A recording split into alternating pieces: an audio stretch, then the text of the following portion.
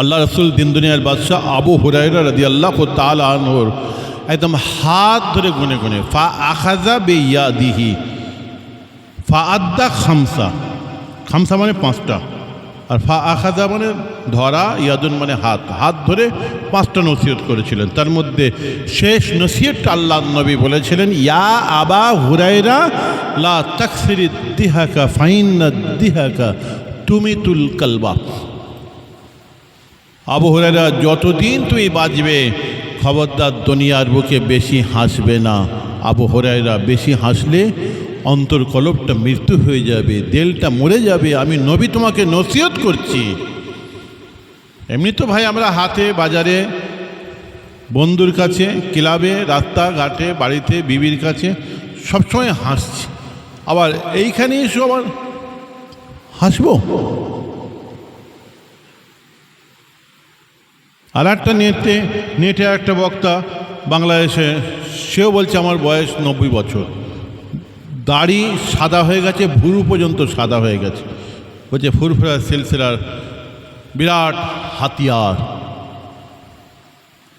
তো দেখি 1 ঘন্টা জলসা শুনলাম, দেখি জলসায় বসে আর সোফার ওপরে তড়াক করে ওঁকড়ো হয়ে বসে পড়ল, বসে পড়ে মাথার পাগড়ি খুলে মাথার পাগড়িটা আমি কোমরে বাঁধলো, আর এরকম হাত গোটাচ্ছি, মাথার টুপি খুলে ফেলেছে, খুলে বলছে দেখ কেমন করে কোরআন পড়তে হয়, দেখ কেমন করে হাদিস বলতে হয়।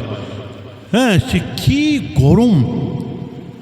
একবার বলছে আমি লন্ডন থেকে পিএইচডি করে এসেছি, এক বলছে আমি মদিনা ইউনিভার্সিটি থেকে আমি ডক্টরেট করে এসেছি, একবার জামে আজহার থেকে আমি পাশ করে এসেছি, বাংলাদেশ হাইকোর্টের আমি অ্যাডভোকেট। মানে একটা ছোট কথা নেই, সব খালি বড় বড় কথা। আবার হাসাচ্ছে, নিজের চোখটা কিরম করে টানছে, হ্যাঁ গালটাকে টানছে, এইসব করে হাসাচ্ছে। মনে হয় বাচ্চা বয়স, কম বয়সে মনে হয় যাত্রা ফাত্রা করতো, মনে বুঝলেন, নাটক ফাটক মনে করতো। ও বলছে 22,000 হাদিসে হাফেজ লেখা আছে, 22,000 হাদিসে হাফেজ। ও যদি মন করে 2-3 ঘন্টা কোরআন হাদিস দিয়ে ওয়াজ করতে পারবে, কিন্তু ও করছে না। কেন? ওই হাসালে এইসব করলে জন যুবক ছেলেরা দাওয়াত করবে, জলসা বেশি হবে, ওইটাও দরকার। আল্লাহ রসুল কোরআন হাদিস কি বলছে নয়, ওই ওয়াজ করলে দাওয়াত হবে না, আর এই হাসালে দাওয়াত হবে। এই হাল তেরা চাল হ্যায়, মকসদ মেরা মাল হ্যায়। বুঝতেছেন না কথা? এইখানে পয়সা আছে, টাকা আছে। এরা আবার বড় বড় ফতোয়া দিয়ে দেয় আবার, বুঝতে পারছেন না কথা? শাহ ওলিউল্লাহ মুহাদ্দিস দেহলভী রহমতুল্লাহ আলাইহির আল কাউলুল জামিল কিতাবটা খুলে দেখেন, তার মধ্যে কি লেখা আছে, কে এইখানে ওয়াজ করতে বসবে। লিখে দিয়েছেন, আই ইয়াকুনা আলিমান ওয়া মুহাদ্দিসান ওয়া মুফাসসিরান ওয়া ফাকিহান ওয়া বালিগান ওয়া ওয়ারিয়ান। তিনি বলেছিলেন তাকে আলেম হতে হবে, তাকে তফসিরের ওপরে, কোরআনের তফসিরের ওপরে জ্ঞান রাখতে হবে, হাদিসের ওপরে জ্ঞান রাখতে হবে, তাকে ফিকহের ওপরে জ্ঞান রাখতে হবে, মাসলা মাসাইলের ওপরে জ্ঞান রাখতে হবে, এবং ও বালেগান, তাকে উপযুক্ত বালেগ হতে হবে, বাচ্চা ছেলে ওয়াজ করতে পারবে না। ওয়া ওয়ারিয়ান, এবং তার অন্তরে আল্লাহর ডর ভয় থাকতে হবে, ক্ষুধা ভীরু মানুষ হতে হবে। আল্লাহর ডর ভয়ের মানুষ যারা, তারা এই রকম করে হাসাবে না। আমরা সিলসিলায়ে ফুরফুরা শরীফের মানুষ, আমরা আমাদের পীর মাশায়েখেরা দেখেছি, যেখানে মজলিসে বসলে তারা বলতেন বাবা কাঁদো, কান্না না এলে কাঁদার মতন ভাব করো। বাবা বিবির মহাব্বতে কেঁদেছো, টাকা পয়সার মহাব্বতে কেঁদেছো, দুনিয়ার মহাব্বতে কেঁদেছো, এখনও আল্লাহর জন্য কাঁদা হয়নি, একবার কাঁদো কাঁদো। তারা দেখি এরম বলতেন। এবং আল্লাহ নবীর ওয়াজের মাহফিলটা, আল্লাহ নবীর থেকে তো বড় আলেম, বড় মৌলানা, বড় হুজুর, বড় পীরজাদা, বড় মোবাল্লেগ, বড় সুফি সাহেব, বড় খলিফা, বড় পীর সাহেব, বড় পীরজাদা তো কেউ ছিল না। আল্লাহ নবীর ওয়াজের মাহফিলটা কেমন ছিল? আল্লাহ নবীর ওয়াজের মাহফিলটা কান্নার মাহফিল ছিল, বলুন সুবহানাল্লাহ। অতএব এই দিকটা আপনাকে আমাকে লক্ষ্য রাখতে হবে। এটা দাদা হুজুর কেবলার নিয়ম নীতি অনুযায়ী আজকে জলসা, আজকে আমাদের এই মাহফিল। তিনি যেটা বলেছেন সেটা আমরা করব, কেন তিনি হচ্ছেন আমাদের উলিল আমর। কোরআনে আল্লাহ বলেছেন আতিউল্লাহ আতিউর রসুলা ওয়া উলিল আমরে মিনকুম। আল্লাহ বলছেন উলিল আমরে ইত্তেবা করা ওয়াজিব।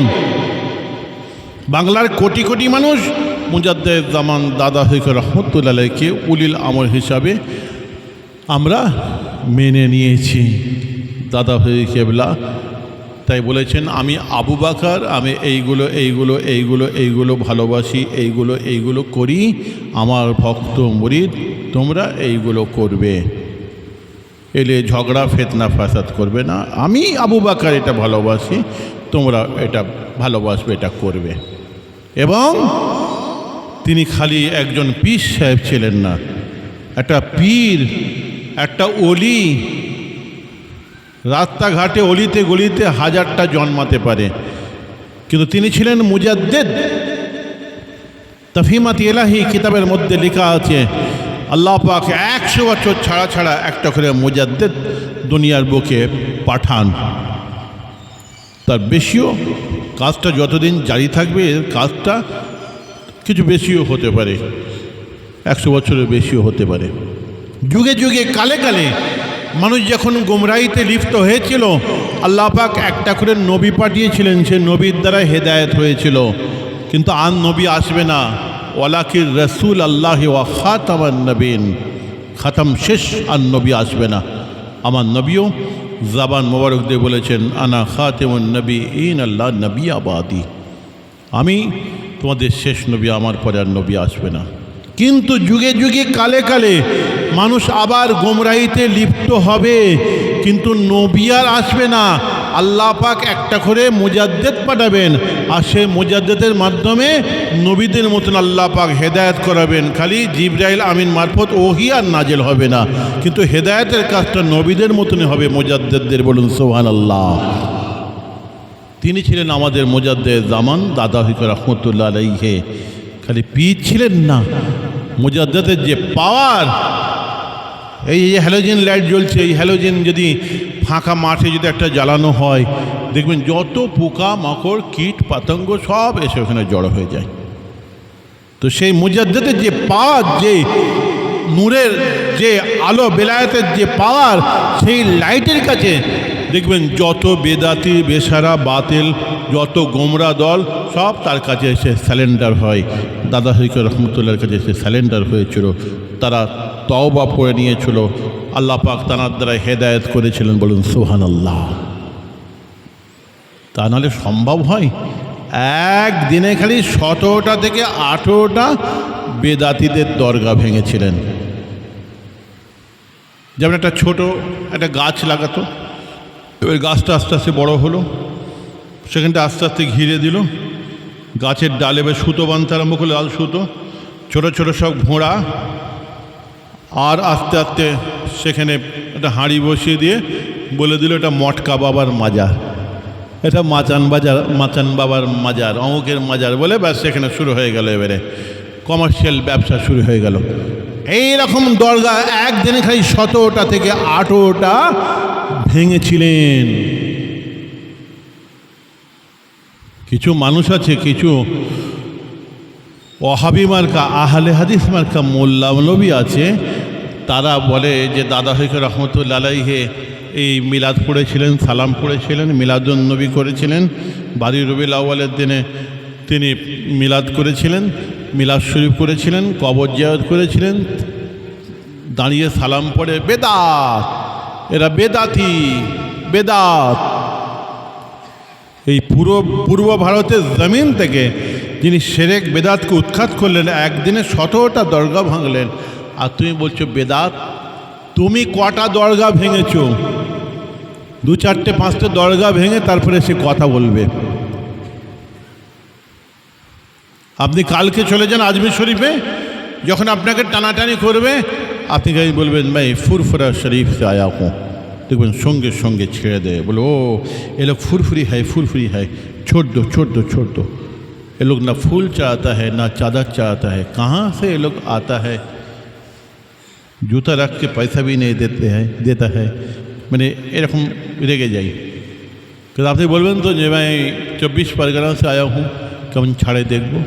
আপনি বলবেন তো मैं कलकत्ता से आया हूँ, मैं घटकपुकुर से आया हूँ, मैं বড়ালি से आया हूँ, ছাড়বে না। ফুরফুরা শরীফ से आया हूँ বলে ছেড়ে দিচ্ছে কেন?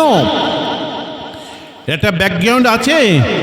আমার মুজাদ্দেদ জামান দাদা রহমতুল্লাহ আলাইহি ওই আজমির শরীফে গিয়ে যখন দেখলেন যত রকম শিরক বেদাত, কবর সিজদা, ফুল চাদর, হাজত মানত, কাওয়ালি, সেখানে গ্যাঁজা খাওয়া হচ্ছে, এই সব দেখে প্রতিবাদ করেছিলেন, বাহাস করেছিলেন। বহু বছর বন্ধ হয়ে গিয়েছিল শিরক বেদাত, পরে আবার এটা আরম্ভ হয়েছে। তারা সেই ইতিহাসটা জানে যে সেই ফুরফুরা শরীফের যুগপুরুষ হযরত পীর আবু বকর সিদ্দিক রহমতুল্লাহ আলাইহি, তার সিলসিলার মানুষ যারা আসে বাংলা থেকে, ওরা জান চলে গেল আল্লাহ ছাড়া অন্য কারোর কাছে মাথা হ্যাট করবে না। বলুন সুবহানাল্লাহ, ঠিক কিনা? আজকে তাই ফুরফুরা বললেই ছেড়ে দেয়। তোমার কি মুরদ হয়েছে? কিছু মলি সাহেব আছে দেখবেন, ওই অহবে মার্কা, খেজো মার্কা, ওরা দেখবেন গ্রামে ওই চায়ের দোকানে বসে বসে, ওই তারা সব আমাদের কাছে আসবে না, ওই মানে মসজিদের ঘরে বসে বসে, ওই মাদ্রাসার ঘরে বসে বসে দেখবেন খালি তাদের কাজ হচ্ছে পীর মাশায়েখ ওলি আউলিয়াদের সম্বন্ধে খালি কটূক্তি করা, তাদের বিরোধিতা করা, তাদের সম্পর্কে উল্টো পাল্টা কথা বলা, আর নবীর শানে কথা বলা। এই মিলাদ শরীফ করা যাবে না, এই মিলাদ পড়া যাবে না, এই মিলাদুন নবী করা যাবে না, দাঁড়িয়ে সালাম করা যাবে না, সালাম পড়া যাবে না, কবর জিয়ারত করা যাবে না, শবে বারাতে কবর জিয়ারত করা যাবে না। হ্যাঁ, এগুলো দিকে বলে তারা। কিন্তু ওই গ্রামে পণ প্রথা ভরে গেল। পণের জ্বালায় মেয়ের বাপেরা রাতে ঘুমাতে পারেনি। একটা সাইকেল আর ঘড়ির জমানা নেই। কমপক্ষে ছেলেকে ব্যবসা করার জন্য 5 লাখ 10 লাখ নগদ টাকা দিতে হবে, আর একটা যত কমই হোক একটা পালসার মোটরসাইকেল দিতে হবে 1,70,000। বুঝতে পারছেন না কথা? সেইখানেই এরা কিন্তু আছে, সেই গ্রামেই বাস করে। কিন্তু একবারও এইসব মৌলী সাহেবগুলো যারা পীর মাশায়েখ ওলি আউলিয়াদের সম্বন্ধে সবসময় বিরোধিতা করছে, নবীর বিরোধিতা করছে, একবারও তারা বলল না যে ওরে যে বাড়িতে পণ নেয় সেই বাড়ির বিয়ে আমরা পড়াবো না, বিয়ে রেজিস্ট্রি হবে না। একবারও এরা বলল না। আমরা ফুরফুরা শরীফ থেকে পীর সাহেবরা বিয়ে পড়াতে আসি, তারা পড়াই। একবারও বলল না। সেই বিয়ে বাড়িতে গিয়ে একদম দাড়ি জুবড়ে বিরিয়ানি খেয়ে এত হাত জড়ো করেছে, কোনো ফতোয়া নেই। বাড়ির মেয়েগুলো, বাড়ির বিবিগুলো মাথায় কাপড় নেই, গায়ে কাপড় নেই, বেহায়ের মতন বেপর্দার সঙ্গে ঘুরে ঘুরে বেড়াচ্ছে। বাড়ির মেয়েরা, যুবতীরা জলসা মাহফিল হলো তো সেখানে মেলা লেগে যায়, একবারের জন্য ওইখানে মৌলী সাহেবগুলো থাকে। বলল না, রে নামাজ যেমন ফরজ, পর্দা এরকম ফরজ। আল্লাহ পর্দাকে ফরজ করেছেন, নামাজের মতন ফরজ। একটু বাড়ির বউগুলোকে, একটু বিবিগুলোকে, মেয়েগুলোকে একটু পর্দা করা। দাইয়েসের খাতায় নাম লেখা হয়ে যাচ্ছে, মেয়ে ছেলে বেটা ছেলে এক ঘাটে গোসল করবি না। বলল না। সেইখানে বসে বসে বলছে বেদা বড় পীর সাহেব, আবার খাজা সাহেব, আবার দাদা হুজুরে কি দরকার, আবার অত ফুরফুরা কি হবে? হ্যাঁ, আবার মিলাদ, আবার দাঁড়িয়ে সালাম, বেদাত, আবার পীর করিস কেন তোরা? অত হু করে জেকের করে কি হবে? পীর ধরা সেরেক তারা বলছে, তাদের বইয়ে লেখা আছে। বুঝতে পারছেন না কথা? তাই তাদেরকে বলছি, কটা দরগা ভেঙেছো, বেদাত করে নাচছ, চায়ের দোকানে বসে বসে ডায়লগ মারছ? কে তুমি? তুমি কি জানো দাদা হই কেবলার সিলসিলা মাসলাক সম্পর্কে? তোমার জানা নেই, চুপ থাকো, কথা বলতে যেও না। আজকে বস্তি নিজামুদ্দিন দিল্লিতে জানেন কোন এক দল মতে সারা ওয়ার্ল্ড ওয়াইড সেখানে মার্কাজ, মনে হয় 15 তলা না 20 তলা বিল্ডিং, সারা ওয়ার্ল্ডের যত বড় বড় মুফতি সাহেব, মৌলানা সাহেব, আলেম সাহেব, সেখানে যত বড় বড় মুহাদ্দিস, মুফাসসির, আমির, হুজুর, হজরত সাহেব আজকে 40 বছর ধরে উঠা বসা করছে, তামাম ওয়ার্ল্ডের বড় বড় আলেম আসছে। তোমাদের আলেমদের কারণ মুরদ হয়েছে? ওইখানে 10 হাত দূরে 20 হাত দূরে নিজামুদ্দিন আউলিয়া রহমতুল্লাহ আলাইহির মাজার, আর সেই মাজারে যত রকম শিরক বেদাত কুফরি কাজ চলছে, সেজদা সুজুদ, ফুল চাদর, মেয়েরা ঢুকছে সেখানে, কাওয়ালি হচ্ছে, গ্যাঁজা খাওয়া হচ্ছে। তোমাদের প্রতিবাদ করার ক্ষমতা হয়েছে? বড় বড় কথা বলছো। আমার মুজাদ্দিদ জামান আজমির শরীফে যে প্রতিবাদ করেছিলেন, এখনও তার প্রমাণ গেলে ফুরফুরা বললেই তারা ছেড়ে দেয় যে তোমরা ওই সাইডে দাঁড়িয়ে জিয়ারত করো। তারাগড় পাহাড়ে উঠে যাবেন, টানাটানি করবে, আপনি আমরা ফুরফুরা বলে আপনাদের ফুরফুরা একটা আলাদা জায়গা করা আছে, আপনারা ওই দিকে যান, ওইখান থেকে আপনারা জিয়ারত করান, আর সবাইকে শ্রদ্ধা করাচ্ছে। তোমার কে মুরুদ হয়েছে? চায়ের দোকানে বসে বসে লেকচার মারছ? মনে রাখবেন দাদা হইগ রহমতুল্লাহ আলাইহি তিনি মুজাদ্দিদ ছিলেন, আবার আমাদের উলিল আমর, এবং সৌদি আরবের হানাফি মাযহাবের মুহাদ্দিস আমিন রেজওয়ান সাহেব রহমতুল্লাহ আলাইহির কাছ থেকে 40টা হাদিসের কিতাবের সনদ অর্জন করেছিলেন। বলুন সুবহানাল্লাহ। বোতলে ফুঁক দিয়ে বোতল ফাটানো পীর সাহেব খালি নয়, আসামে জঙ্গল দিয়ে যাচ্ছিল, বাঘ তানাকে দেখে লেজ গুটিয়ে জঙ্গলের মধ্যে পালিয়ে গিয়েছিল না। একটা মুজাদ্দিদ হতে গেলে যে সৎ শারায়াতের দরকার, তাফহিমাত ইলাহি কিতাবের মধ্যে লেখা আছে 100 ভাগের মধ্যে 100 ভাগ দাদা হইকেলার মধ্যে ছিল। তার খলিফারা বলে দিয়েছেন, এবং দাদা হইকেলার উপরে যারা রিসার্চ করে, যারা ডক্টরেট করেছে বাংলাদেশে, রিসার্চ স্কলার, তারাও বলে দিয়েছে যে 100-র মধ্যে 100 ভাগ ছিল দাদা হইকেল রহমতুল্লাহ আলাইহির ভিতরে। একটা মুজাদ্দিদ হতে গেলে যে সৎ শারায়াত, আল্লাহ পাক তাই তাকে জামানার মুজাদ্দিদ বানিয়েছিলেন। বলুন সুবহানাল্লাহ। দাদা হুজুর কিবলার কথা উঠেছে, তো একটু 5 মিনিট 10 মিনিট একটু বলছি, আপনাদের অসুবিধা হয়নি তো? কেন এইটাই তো সব কিছু। আজকে মুরব্বীরা যারা বসে আছেন সব দাদা হই কেবলাকে চেনেন, কিন্তু কামিং যারা ইয়াং জেনারেশন তারা কি করে দাদা হই কেবলাকে চিনবে? যে 10 মিনিট 5 মিনিট যদি আমরা 15 মিনিট যে জলসা মাহফিলে আমরা পীর সাহেব, পীরজাদা, মৌলানা সাহেব, হুজুর, বক্তা, খলিফা, সুফি সাহেব, বক্তা সাহেব যদি আলোচনা না করি, তার ওসিলাই তো সব কিছু। এই বাংলার বুকে যত দল মত জামাত, যত মুফতি, যত খলিফাদের দরবার আছে এবং যত খানকা আছে, সবাই বলে দাদা হুজুর কেবলা খুব ভালো। কেউ বলে না দাদা হুজুর খারাপ, সবাই বলে দাদা হুজুর খুব ভালো, দাদা হুজুরকে আমরা মানি। সাইনবোর্ডটা কিন্তু সকলে ঠিক রেখেছে, জানে তারা যে স্রোতের বিপরীত দিক হাঁটলে, স্রোতের বিপরীত দিকে সাঁতার কাটলে ডুবে যাব। দাদা হয়ে গেলে স্রোত চলছে পূর্ব ভারতে, এই বাংলায়, ওই জন্য সবাই বলে দাদা হুজুর খুব ভালো। তারপরে সুই হয়ে ঢুকে ফাল হয়ে বেরোয়, দাদা হুজুর ভালো, দাদা হুজুরের কাজটা খারাপ, দাদা হুজুর ভালো। এইগুলো না করলে হয় না। বুঝতে না কথা আমার ভাইরা? আমি বলতে চাইছি দাদা হুজুরের নামটা বাদ দিয়ে তুমি মলি সাহেব, তুমি খলিফা, তুমি কত বড় মুফতি সাহেব, তুমি কত বড় হুজুর, তুমি কত বড় পীর সাহেব, তুমি কত বড় সুফি সাহেব, তুমি চলো দেখি তোমাকে কে পচে। একা চলো, কেউ পুজবে না। দাদা হুজুরের নামটা ব্যবহার করতে হবে। বুঝতে পেরেছেন না কথা? দাদা হরি কেবলার স্রোত চলছে। তিনি ছিলেন মুজাদ্দেদ এই বাংলা বুকে, খালি নেয় পূর্ব ভারতের বুকে। যখন মানুষ টুপি পরতে জানতো না, কেবলা কোন দিকে জানতো না, লুঙ্গি পরতে জানতো না, কাঁচা হেঁটে ঘুরতো।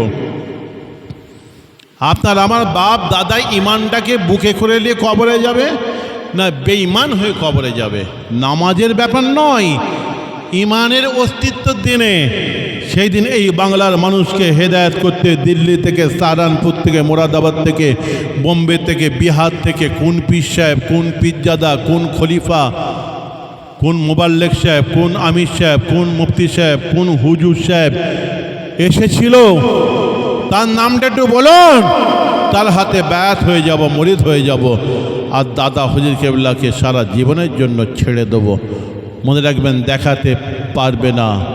আমাদের রিসার্চ আছে, এসিআই শিখ সোসাইটি লাইব্রেরি থেকে নিয়ে বাংলাদেশ চট্টগ্রাম পর্যন্ত, দিল্লি, বোম্বে, কলকাতায় যত বড় বড় কিতাব আছে, যত বড় বড় আগেকার পত্র পত্রিকা আছে, তা থেকে রিসার্চ করে জানা হয়ে গেছে এই বাংলার জমিনে, পূর্ব ভারতের জমিনে যদি কোনো যুগপুরুষ এসে থাকে 150 বছরের মধ্যে, তো সেটা অন্য কেউ নয়, আপনার আমার চশমে চিরাগ আমির শরীয়ত মুজাদ্দেদ জামান দাদা হুজুর রহমতুল্লাহ আলাইহি, তিনি এসেছিলেন। বলুন সুবহানাল্লাহ।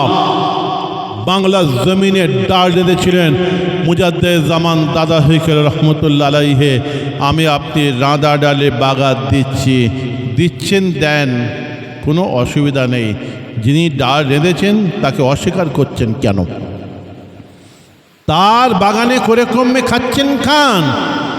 বেশি ফতোয়াবাজি করতে যাবেন না, বেদাত, নাজায়েজ, হারাম, এটা চলবে না, ওটা চলবে না। কি জানো তুমি দাদা হুজুর সম্পর্কে? কি জানো তুমি? বুঝতে পেরেছেন না কথা? এবং তার খলিফারা সব বড় বড় আলিম ছিলেন। আমি শতপ্রথম তার পীর মোর্শেদ, যিনি কলকাতায় মানিকতলাতে শুয়ে আছেন, তানার লেখা 2 লাইন ফার্সিতে কবিতা পড়েছি। নবীর এশকে ফানা হয়ে গিয়ে, নবীর ভালোবাসায় ফানা হয়ে গিয়ে তিনি দেওয়ানি ওয়াইসি বলে একটা কিতাব লিখেছিলেন। তার মধ্যে তিনি ফার্সিতে নবীর মহব্বতে কবিতা লিখলেন। ক্যালকাটা ইরান সোসাইটি আমার পর্দাদা পীরের দেওয়ানি এই ওয়াইসি বইটাকে নিয়ে তারা গবেষণা করে, রিসার্চ করে। বাপরে বাপরে বাপ, কেমন বাংলার কুঁড়ে ঘরের ফকির দরবেশ, বিশ্ববরণ্য পারস্য কবি হাফেজ সিরাজের সঙ্গে কন্টেস্ট করে আর কবিতা লিখছে। হাফেজ সিরাজি মস্ত বড় কবি, তো বুঝতে পারছেন না কথা? তাহলে আমাদের পীর মাশায়েখগুলো তারাও কত বড় বড় শিক্ষিত ছিলেন, সব কবিতার ওপরে বই লিখেছেন। 104টে 105টা আরবিতে, ফার্সিতে, উর্দুতে কিতাব লিখছেন। তাদের ফার্সি কিতাবগুলো পড়তে গেলে ওই সমস্ত মৌলী সাহেব যারা বলে তাদের দাঁত ভেঙে যাবে, ফার্সি কিতাবগুলো, ফার্সি কবিতাগুলো পড়তে পারবে না। ন্যাড়া আরবিতে কবিতা লিখেছেন, ন্যাড়া আরবিতে কিতাব লিখেছেন। দাদা হয়ে গেলে এত মোটা কিতাব লিখেছেন আরবিতে। তো সেই দাদা হয়ে রহমতুল্লাহ আলাইহির নিয়ম নীতি অনুযায়ী আমাদেরকে চলতে হবে। আমরা সেই সিলসিলার মানুষ, আমাদের দোকানে মাল আছে, আমরা অন্য দোকানে মাল কিনতে যাব না।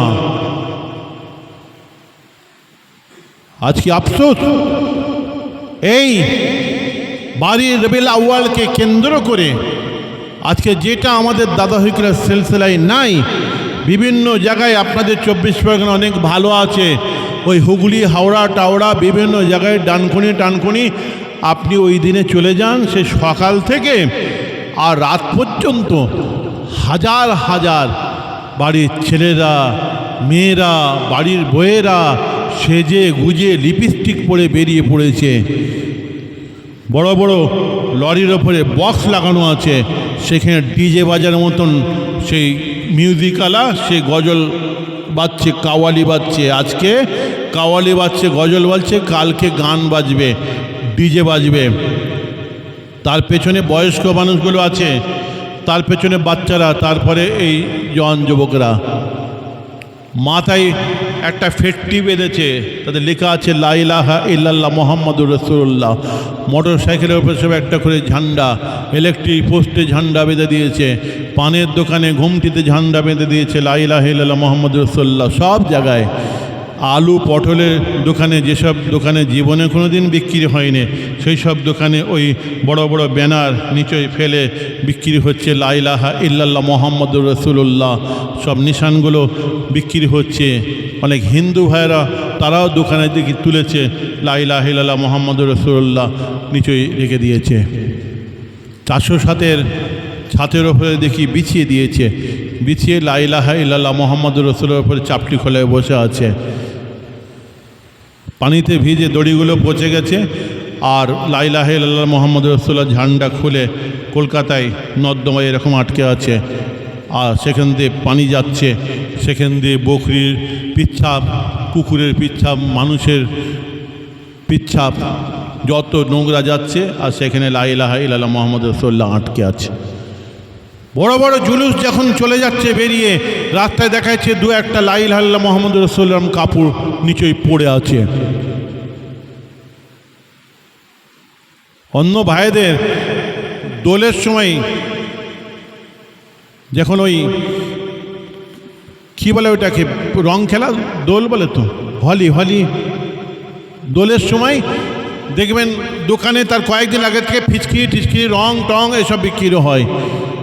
25শে ডিসেম্বর বড়দিন খ্রিস্টান ভাইদের, তো ওই দিন দেখবেন কলকাতায় খালি মাথার হ্যাট, বাঁশি, টুপি এই সমস্ত খালি বিক্রি হয়।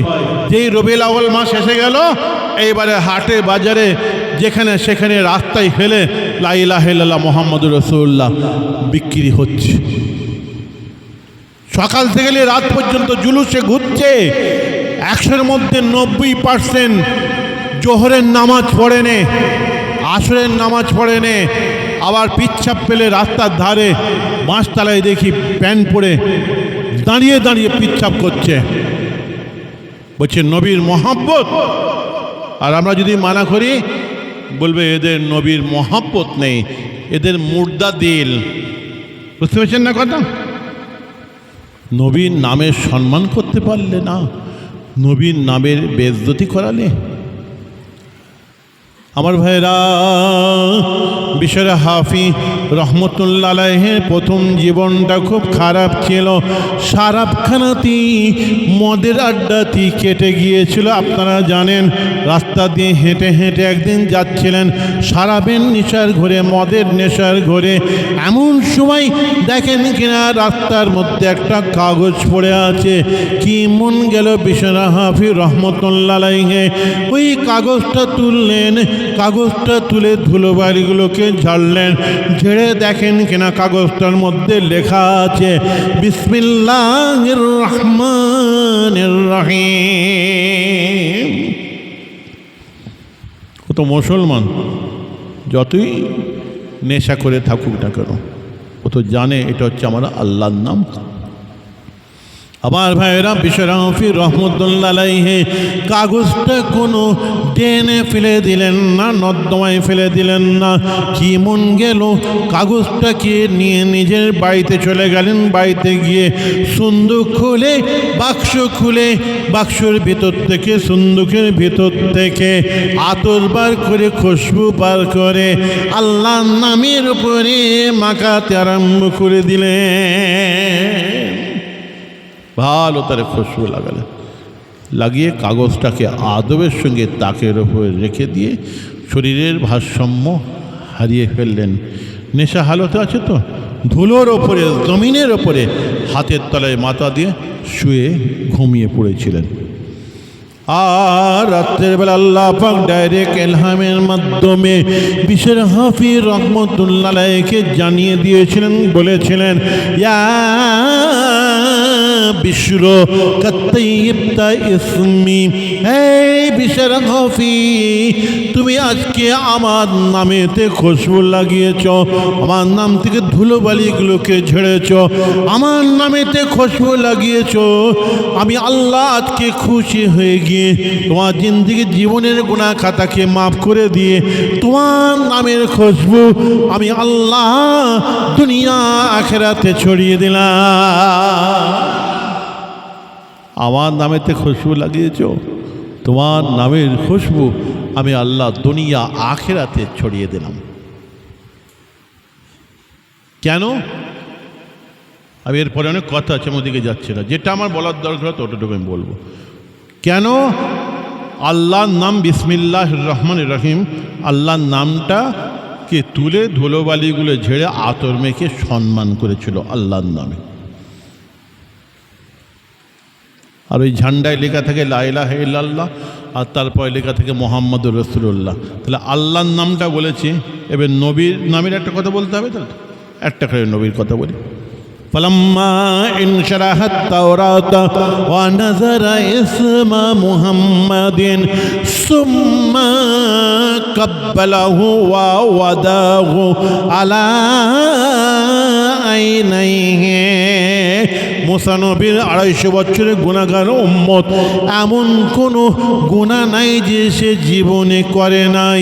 সেই উম্মত যেদিন মারা গিয়েছিল, সেই যুগের মানুষেরা ওই 250 বছরের গুনাহগার উম্মতের লাশটাকে ভাগাড়ে ফেলে দিয়েছিল, সারগাদায় ফেলে দিয়েছিল।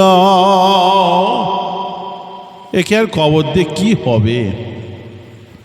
সেই সময় আল্লাহ পাক ইলহামের মাধ্যমে, খাবের মাধ্যমে মুসা নবীকে বলেছেন, ও মুসা, দেরি করো না, অমুক গ্রামে অমুক পাড়ায় তোমার একজন 250 বছরের গুনাহগার উম্মত, এমন কোনো গুনাহ নাই যে সে করে নে, তাই তার লাশটাকে তারা কবর দেয়নি, ফেলে দিয়েছে।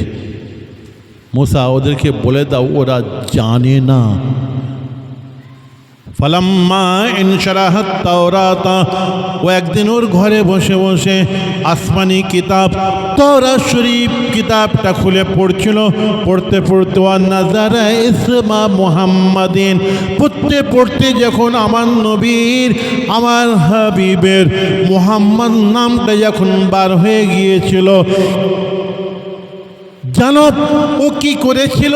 কি জানি ওর মনে কি হয়েছিল? সুম্মা কাব্বালাহু, আমার হাবিবের নামের উপরে নিজের ঠোঁট দিয়ে একটা চুমু খেয়ে ফেলেছিল। ওয়া ওয়াদাহু আলা আইনাইহি, আল্লাহ নবীর নামটাকে নিয়ে তারপরে আবার চোখে বলিয়েছিল, তারপরে আবার বলেছিল সাল্লাল্লাহু আলাইহি ওয়াসাল্লাম। সকলে বলুন সাল্লাল্লাহু আলাইহি ওয়াসাল্লাম। একবার নবীর উপরে দরুদ শরীফ পড়া হয়ে গেল। ও মুসা নবী, ইন্নী শাকারতু লাহু ওয়া গাফারতু লাহু যুনুবাহু, ওদেরকে বলে দাও আমি আল্লাহ পাক সেই দিন ওই তোমার গুনাহগার উম্মতের 250 বছরের तमाम জিন্দেগির জীবনের গুনাহ খাতাকে আমি আল্লাহ সব মাফ করে দিয়েছি। যাও ওকে কবর দিতে বলো। যেদিন নামে চুমু খেয়েছিল, নবীর নাম কেলে চোখে বলিয়েছিল, দরুদ শরীফ পড়েছিল, আমি আল্লাহ সেই দিন তোমার ওই 250 বছরের গুনাহগার উম্মতের 250 বছরের तमाम জিন্দেগি জীবনের গুনাহ খাতাকে মাফ করে দিয়েছি। কেন? নবীর নামে একটা চুমু খেয়েছিল, নবীর নামের সম্মান করেছিল, নবীর নামের ওপরে চুমু খেয়েছিল। আর বিশের হাফি রহমতুল্লাহ বিসমিল্লাহির রহমানির রহিমের ওপরে খুশবু লাগিয়েছিল। তাহলে আল্লাহর নামের সম্মান করলো, নবীর নামের সম্মান করলো, তার স্থান আল্লাহ পাক দিলেন সে সব, সে জাযা। আর আজকে সেই আল্লাহর নাম, সেই নবীর নামকে রাস্তায় ফেলে আজকে অপমান করছে। খুব সাবধান। এটা দাদা হুজুর কোনোদিন করেননি। দাদা হুজুরের কোনো কিতাবে দেখাতে পারবেন না যে দাদা হুজুর বলেছেন যে তোমরা জুলুস বার করো, ওই দিনে নবীকে নিয়ে ফেরিওয়ালাদের মতন হাটে বাজারে টাউনে ঘুরে ঘুরে বেড়াও, গজল গেয়ে গিয়ে ওই পার্টির মিছিলের মতন দাদা হুজুর বলেনে।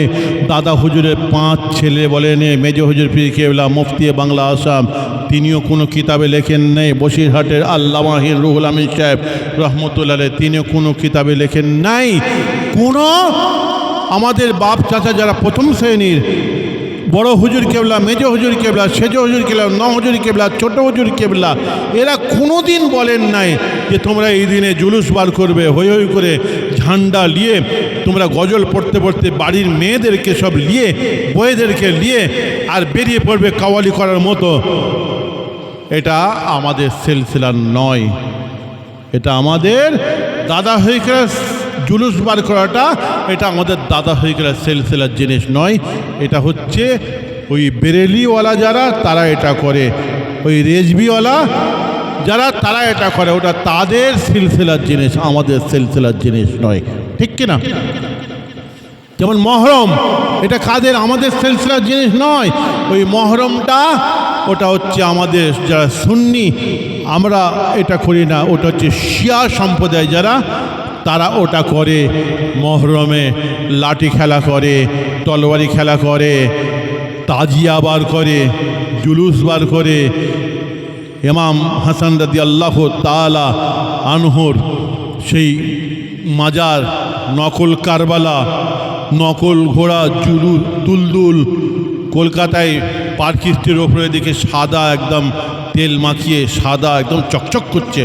ঘোড়াকে একদম সাজিয়ে ফুল টুল দিয়ে সব রূপোর চাঁদি সব কত কি পরিয়ে দাঁড় করিয়ে দিয়েছে।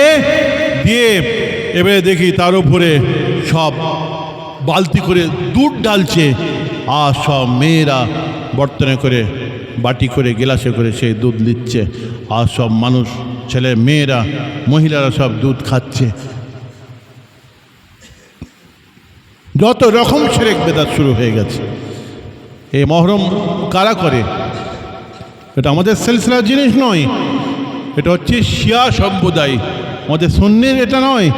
এটা শিয়া সম্প্রদায় যারা, তারা এটা করে। ঠিক সেই রকম এই জুলুসটা আমাদের নয়। খুব সাবধান। সব কিন্তু যে গুনাহ হয়ে যাচ্ছে, আমি এটা বলতে চাচ্ছি। আমাদের পীর মাশায়েখ, দাদা হুজুর, 5 হুজুর, খলিফারা এই দিনে কি করতে বলেছেন, যেটা আপনারা আজকে করছেন। তারা মিলাদুন নবীর জলসা দিয়েছে ওই রাতে, ওই দিনে তারা রোজা রেখেছে, কোরআন তেলাওয়াত করেছে, ইবাদত করেছে। ওই দিনে বসে বসে জলসা দিয়েছে। নবীর 63 বছরের জীবনের আদর্শের কথা তারা বসে বসে শুনেছে। অনেক জায়গায় 7 দিন ধরে আল্লাহ নবীর জীবনী নিয়ে আলোচনা হয়। মালদায় চলে যান, ওখানে রেওয়াজটা আছে। একটা খুব ভালো লেখকের জীবনী আল্লাহ নবীর নিয়ে প্রত্যেক দিন 2 ঘন্টা 7 দিন ধরে আল্লাহ নবীর জীবন চরিত্র নিয়ে আলোচনা হয়। আল্লাহ নবীর খালি নামাজ, রোজা, হজ, যাকাত, কোরআন তেলাওয়াত, কলেমা, খালি এটা তো নয়। নবীর সবটাই নিতে হবে। তো আল্লাহ নবীর নামাজ, রোজা, ইবাদত, বন্দেগী, আল্লাহ নবীর ঘর সংসার, আল্লাহ নবীর ব্যবহার আচার, আল্লাহ নবীর সংসার, ব্যবসা বাণিজ্য, আল্লাহ নবীর বসা ওঠা, খাওয়া দাওয়া, ইবাদত, বন্দেগী সবটাই নিতে হবে। 63 বছরের জীবনের আদর্শকে নিতে হবে। কেন? আল্লাহ নবী কোরআন পাকের হিকমতটাকে, রাজটাকে মানুষের কাছে প্র্যাকটিক্যাল রূপে, মানব রূপে, মানুষ রূপে তিনি করে করে দেখিয়ে দিয়েছেন। লাকাদ মান্নাল্লাহু আলাল মুমিনিনা ইয বাসা ফীহিম রাসূলাম মিন আনফুসিহিম ইয়াতলু আলাইহিম ওয়া ইউআল্লিমুহুমুল কিতাবা ওয়াল হিকমা লাকাদ মান্নাল্লাহু আলাল মুমিনিনা ইয বাসা ফীহিম রাসূলাম মিন আনফুসিহিম ইয়াতলু আলাইহিম আয়াতিহি ওয়া ইউযাক্কিহিম ওয়া ইউআল্লিমুহুমুল কিতাবা ওয়াল হিকমা। এই আয়াতের মধ্যে আল্লাহ পাক বললেন, আমি তোমাদের নিকটে মানবধারী নবী পাঠালাম, মানুষ রূপে নবী পাঠালাম, ফেরেশতা রূপে নয়, অন্য জিনসের নয়, মানব রূপে নবী পাঠালাম। যে নবী আমার কোরআন পাকের হিকমতটাকে, রাজটাকে প্র্যাকটিক্যালভাবে মানুষ রূপে তোমাদেরকে করে করে দেখিয়ে দেবে। ওমা ইয়ান্তিকু আনিল হাওয়া ইন হুয়া ইল্লা ওয়াহিয়ুন ইউহা। আল্লাহ পাক কোরআন মাজিদের মধ্যে বলেছেন, তোমাদের নবী নিজের ইচ্ছার বশবর্তী হয়ে কোনো কথা বলেন নাই, নিজের ইচ্ছার বশবর্তী হয়ে কোনো কাজ করেন নাই। যতক্ষণ পর্যন্ত আমি আল্লাহ না করাই, আমি আল্লাহ না বলাই, তোমাদের নবী মুখ খোলেন না। তাহলে কোরআন পাকের হিকমতটাকে, রাজটাকে আল্লাহ নবী আমাদের কাছে প্র্যাকটিক্যালভাবে মানুষরূপে করে করে তিনি দেখিয়ে দিয়েছিলেন। সেই নবীর ওঠা বসা, খাওয়া দাওয়া, প্রত্যেকটা পুরো জীবনটাকে ফলো করতে হবে। আম্মাজান ফাতেমাতুজ জোহরা রাদিয়াল্লাহু তাআলা আনহা বলেছিলেন, আম্মাজান আয়েশা রাদিয়াল্লাহু তাআলা আনহা বলেছিলেন, কানা খুলকুহুল কুরআন। তোমরা যে কোরআন বুঝতে চাও, কোরআন পাকের যদি ব্যাখ্যা জানতে চাও, কিচ্ছু করার দরকার নেই। আল্লাহ নবীর নামাজ, রোজা, ইবাদত বন্দেগী, উঠা বসা, খাওয়া দাওয়া, ঘর সংসার, ব্যবসা বাণিজ্য, দোকানদারি, এগুলোকে ফলো করো, কোরআন পাকের ব্যাখ্যা হয়ে যাবে, কোরআন বোঝা হয়ে যাবে। বলুন সুবহানাল্লাহ। তাহলে সেই নবীর নামাজ, রোজা, হজ, যাকাত যেমন আছে, তাহলে সেই নবীর আরও কি কি আছে সেগুলো আপনাকে আমাকে জানতে হবে। নামাজ, রোজা, হজ, যাকাত, কোরআন তেলাওয়াতের কথা এ তো আমরা আলেম ওলামাদের মুখে বাচ্চাদের বাচ্চা বয়স থেকে, ছোট থেকে আমরা শুনে আসছি। এ তো ফরজে আইন, এ তো মোমেন মুসলমানের ঘরের জিনিস, এ তো করতেই হবে। কিন্তু তার সঙ্গে আরও লাইসাল বিররা আন তুওয়াল্লু উজুহাকুম কিবালাল মাগরিব কিবালাল মাশরিকি ওয়াল মাগরিবি ওয়ালাকিন্নাল বিররা মান আমানা বিল্লাহি ওয়াল ইয়াউমিল আখিরি ওয়াল মালাইকাতি ওয়াল কিতাবি ওয়ান নাবিয়িনা ওয়া আতাল মালা আলা হুব্বিহি যাবিল কুরবা ওয়াল ইয়াতামা ওয়াল মাসাকিন ওয়াবনাস সাবিল والسائلين وفي الرقاب وأقام الصلاة وآتى الزكاة والمعوفون بعهدهم إذا عاهدوا إلى آخر الآية। কুরআন মাজিদের এই আয়াতের মধ্যে আল্লাহ পাক প্রথমে কিন্তু এতিমের কথা বলেছেন, তারপরে কিন্তু মিসকিনের কথা বলেছেন, ওয়াল ইয়াতামা ওয়াল মাসাকিন, তারপরে কিন্তু রোজার কথা, তারপরে কিন্তু যাকাতের কথা বলেছেন, তারপরে কিন্তু নামাজের কথা বলেছেন। কোরআনে আল্লাহ পাক যেখানে নামাজের কথা বলেছেন সেখানে কিন্তু এতিমের কথা আছে। এবং আমার নবী সেটার উপরে ফোকাস, আমার নবীর আদতে মোবারকা ছিল এতিম, মিসকিন, বাচ্চা, মাহারা, বাপহারা, তাদের কথা কে বলবে? কোরআনে আল্লাহ বলেছেন, হাদিসে আল্লাহ রসুল বলেছেন, তাদের সেবা করতে হবে, তাদের পাশে দাঁড়াতে হবে, তাদের পাতে খাবার তুলে দিতে হবে।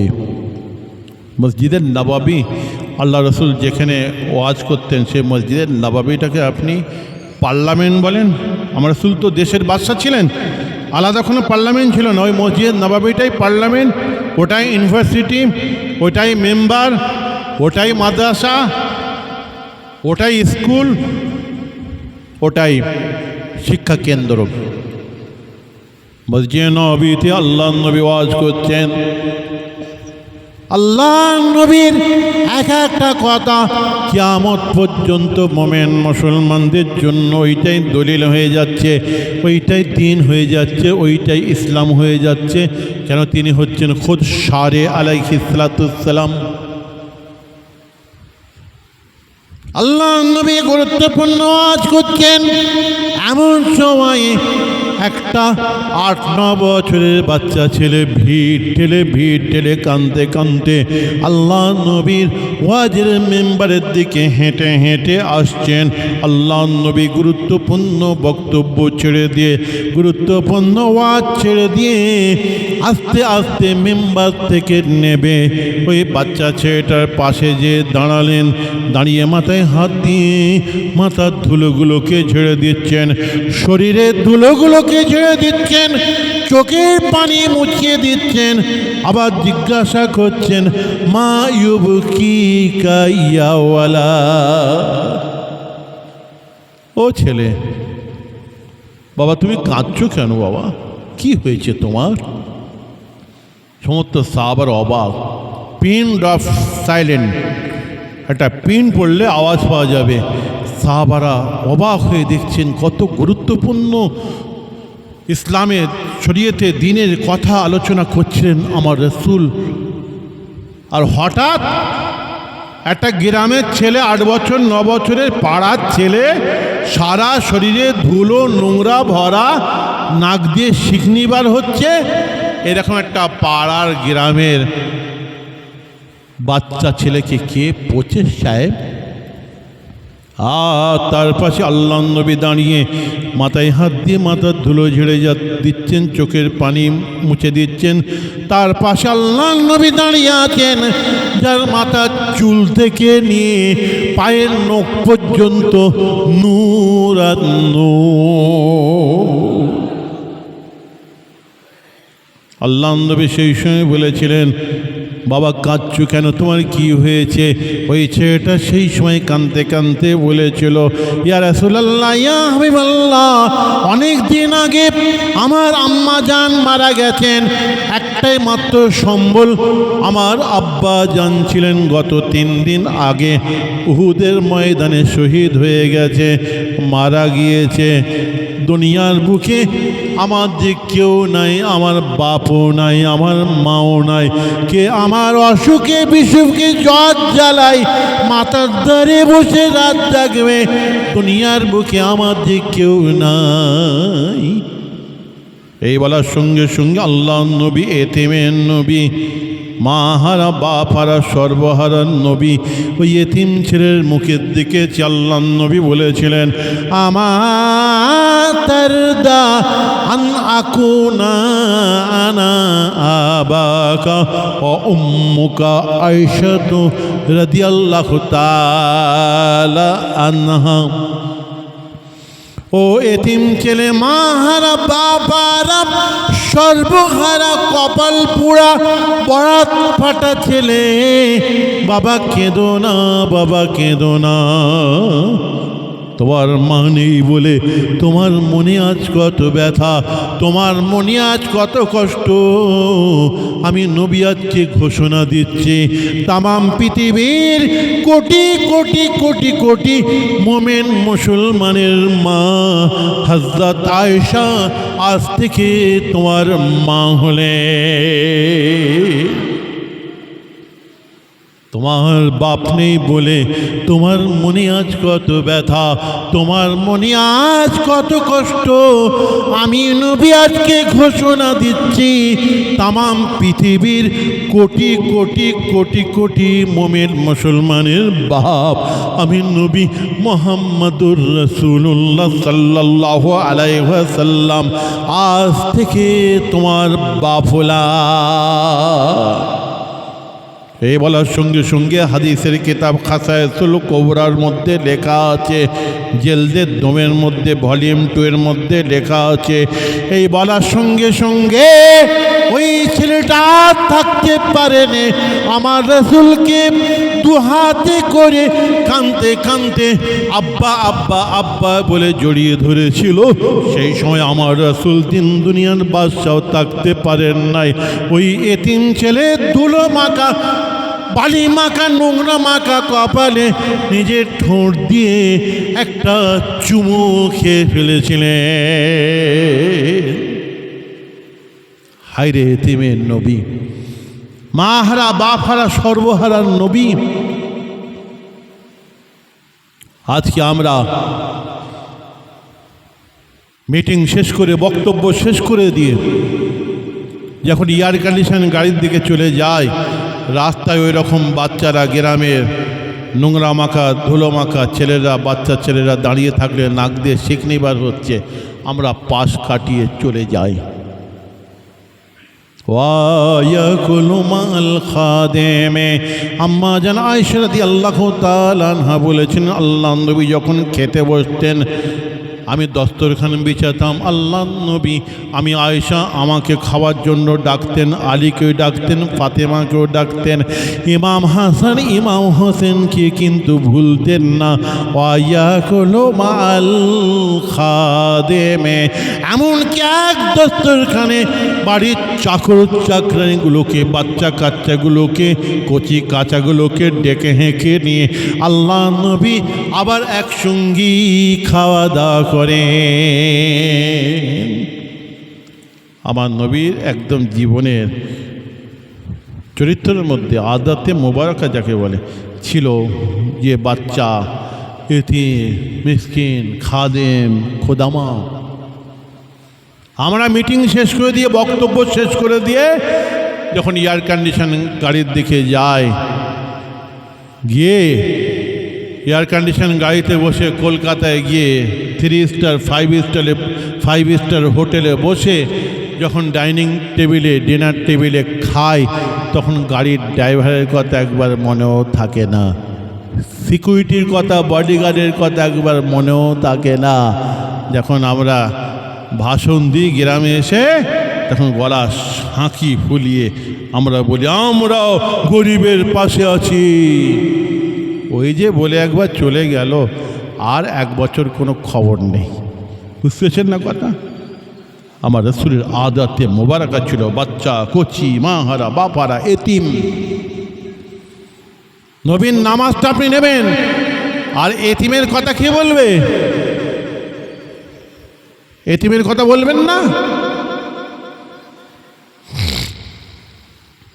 কবি নজরুল ইসলামের একটা কথা, কবিতা আমার মনে পড়ে গেল। আজ থেকে মনে হয় কম বেশি 100 বছর হবে কবি নজরুল ইসলাম, নাকি? তো তখনও মনে হয় এরকম ছিল, নাহলে এইরকম কবিতা কেন লিখলেন? মসজিদে কাল সিন্নি আসিল, ওয়াডেল গোস্ত রুটি, বাঁচিয়া গিয়াছে মোল্লা সাহেব আনন্দে কুটি কুটি। এমন সময় এলো ভিখারি, গায়ে আজারের চিন, বলে বাবা আমি ভুকা ফাঁকা আছি, আজ নিয়ে 7 দিন। তিরিয়া হইয়া মোল্লা কহিল, ভেলা হলো দেখি ল্যাটা। আমি একা গোস্তুটি খাবো, তো ভেলা হলো ল্যাটা, তো এক ল্যাটা হলো। নামাজ পড়িস বেটা? একটা উপরি চাপ দিচ্ছি, নামাজ পড়িস বেটা? বলে না বাবা। তাহলে সুজা পত্তর গোশালা আর গোস্ত রুটি নিয়ে মোল্লা সাহেব মসজিদে দিল তালা। কবিতায় যেটা আছে সেটা বলবো নাকি? ভিখারি আপন মনে চলিতে চলিতে কহে, 80টা বছর কেটে গেল মোর, তোমায় ডাকিনি প্রভু, তাই বলে তুমি মুখের অন্ন বন্ধ করনি কভু। অনেক সময় দেখবেন এই মসজিদে টসজিদে এসে না সবাই থাকে, আবার সব রান্না করে, খিচড়ি টিচড়ি রান্না হয়, বিশাল রান্না টান্নার ব্যাপার যখন হয়, হয়ে যাবে যখন খেতে বসবে না খাওয়ার সময়, তখন এবার গ্রামের সব বাচ্চাগুলো, ছেলেগুলো, কচি কাচাগুলো সব ভিড় করে, তখন বলে ওই বাইরের মসজিদের যে মেন গেটটা আছে ওই মেন গেটটা লাগিয়ে দিয়ে বসে খায়। কিন্তু একবার যদি বলতো যে আমাদের এখানে রোজ রান্না হচ্ছে, আজকে একটু চালটা বেশি করে খিচুড়ি রান্না করব, আল্লাহ নবীর একটা সুন্নত আছে, আমাদের সুন্নতের কাজে এসেছি, আল্লাহ নবীর সুন্নত আছে যে এই খাদেম খোদামা বাচ্চাদেরকে নিয়ে খাওয়া দাওয়া, তা আজকে সকলকে নিয়ে আমরা খাবো একসঙ্গে। মসজিদের মেন গেটটা লাগিয়ে দেয়। তারা আবার মিলাদুন্নবীর জলসার কথা আমাদেরকে বলে যে এই মিলাদুন্নবীর জলসায় তাবারুক রান্না হয় আমাদের, বলছে এই তাবারুক রান্না করা বেদাত না যায়। তাদের বইয়ে লিখছে যে শ্রীকৃষ্ণর যে জন্মদিন, সেই জন্মদিনে যে আফতার সিন্নি হয়, সেই সিন্নির সঙ্গে তাদের বইয়ে তুলনা দিয়েছে যে মিলাদ শরীফের তাবারুকটা এত নিকৃষ্ট, তাদের বইয়ে লেখা আছে। বলে নাউজুবিল্লাহ। আজকে জলসা মাহফিল হচ্ছে, শেষবেলায় যখন তাবারক বিতরণ হবে, যেমন কচি কাঁচা বাচ্চা গরিব সবাই আসে, আমরা কাউকে বারণ করিনি। তো মহরমের সময় রোজার সময় মসজিদে গোশ রুটি হালুয়া অনেক পড়ে, তো এবারে ইমাম সাহেব তালাবন্ধ করে রেখে দিয়েছেন নিজে খাবে বলে। আর ওই 80 বছরের বুড়ো, হ্যাঁ, ওই এসে বলছে আমার 3 দিন খাওয়া দাওয়া হয়নি, আমাকে ওই গোশ রুটি থেকে একটু গোশ রুটি দাও। তখন এই বলছি তো ভেলা হলো ল্যাটা, আমি একা খাবো বলে লাইন করে রেখে দিয়েছি। আবার বুড়ো 80 বছরের কোথা থেকে এসে জুটে গেল, কিন্তু জ্বালা হলো, ওকে ভাগাতে হবে। কি করে ভাগানো যায় চিন্তা করে লাইন বার করেছে, ওকে একটা উপরি চাপ দিতে হবে। এমন উপরি চাপ দেবো ও পালাবে। বলছে নামাজ পড়িস বেটা, মসজিদের গোশ রুটি খেতে এসেছিস, নামাজ পড়িস? ও তো ভয় মায় বলছে না বাবা নামাজ পড়িনি। সোজা পথ ধরো গো শালা, গোস্ত রুটি নে মোল্লা সাহেব মসজিদে দিয়েছে তালা, নামাজ পড়ুনি আর মসজিদের গোস্ত রুটি খাবে? আচ্ছা, নামাজ একটা ইবাদত, একটা আমল, একটা গরিবকে একটা আপনি খেতে দেবেন, ওটা একটা ইবাদত। এরকম কোনো ইসলামে আমাদের লেখা আছে যে কেউ যদি নামাজ না পড়ে আর তাকে দান খায়রাত করা যাবে না, তাকে খেতে দেওয়া যাবে না? নামাজ পড়ে নে, আল্লাহ পাক রহমানুর রহিম, আল্লাহ পাক তওবা করলে তাকে 1 সেকেন্ডের মধ্যে মাফ করে দিতে পারেন। তিনি হচ্ছেন রহমানুর রহিম, তিনি হচ্ছেন গফুরুর রহিম। ও বান্দা, নুক্তাচুনি করার কে? বলছে নামাজ পড়িস? বলছে না। মনের দুঃখে 80 বছরের বুড়ো বাড়ি চলে যাচ্ছে।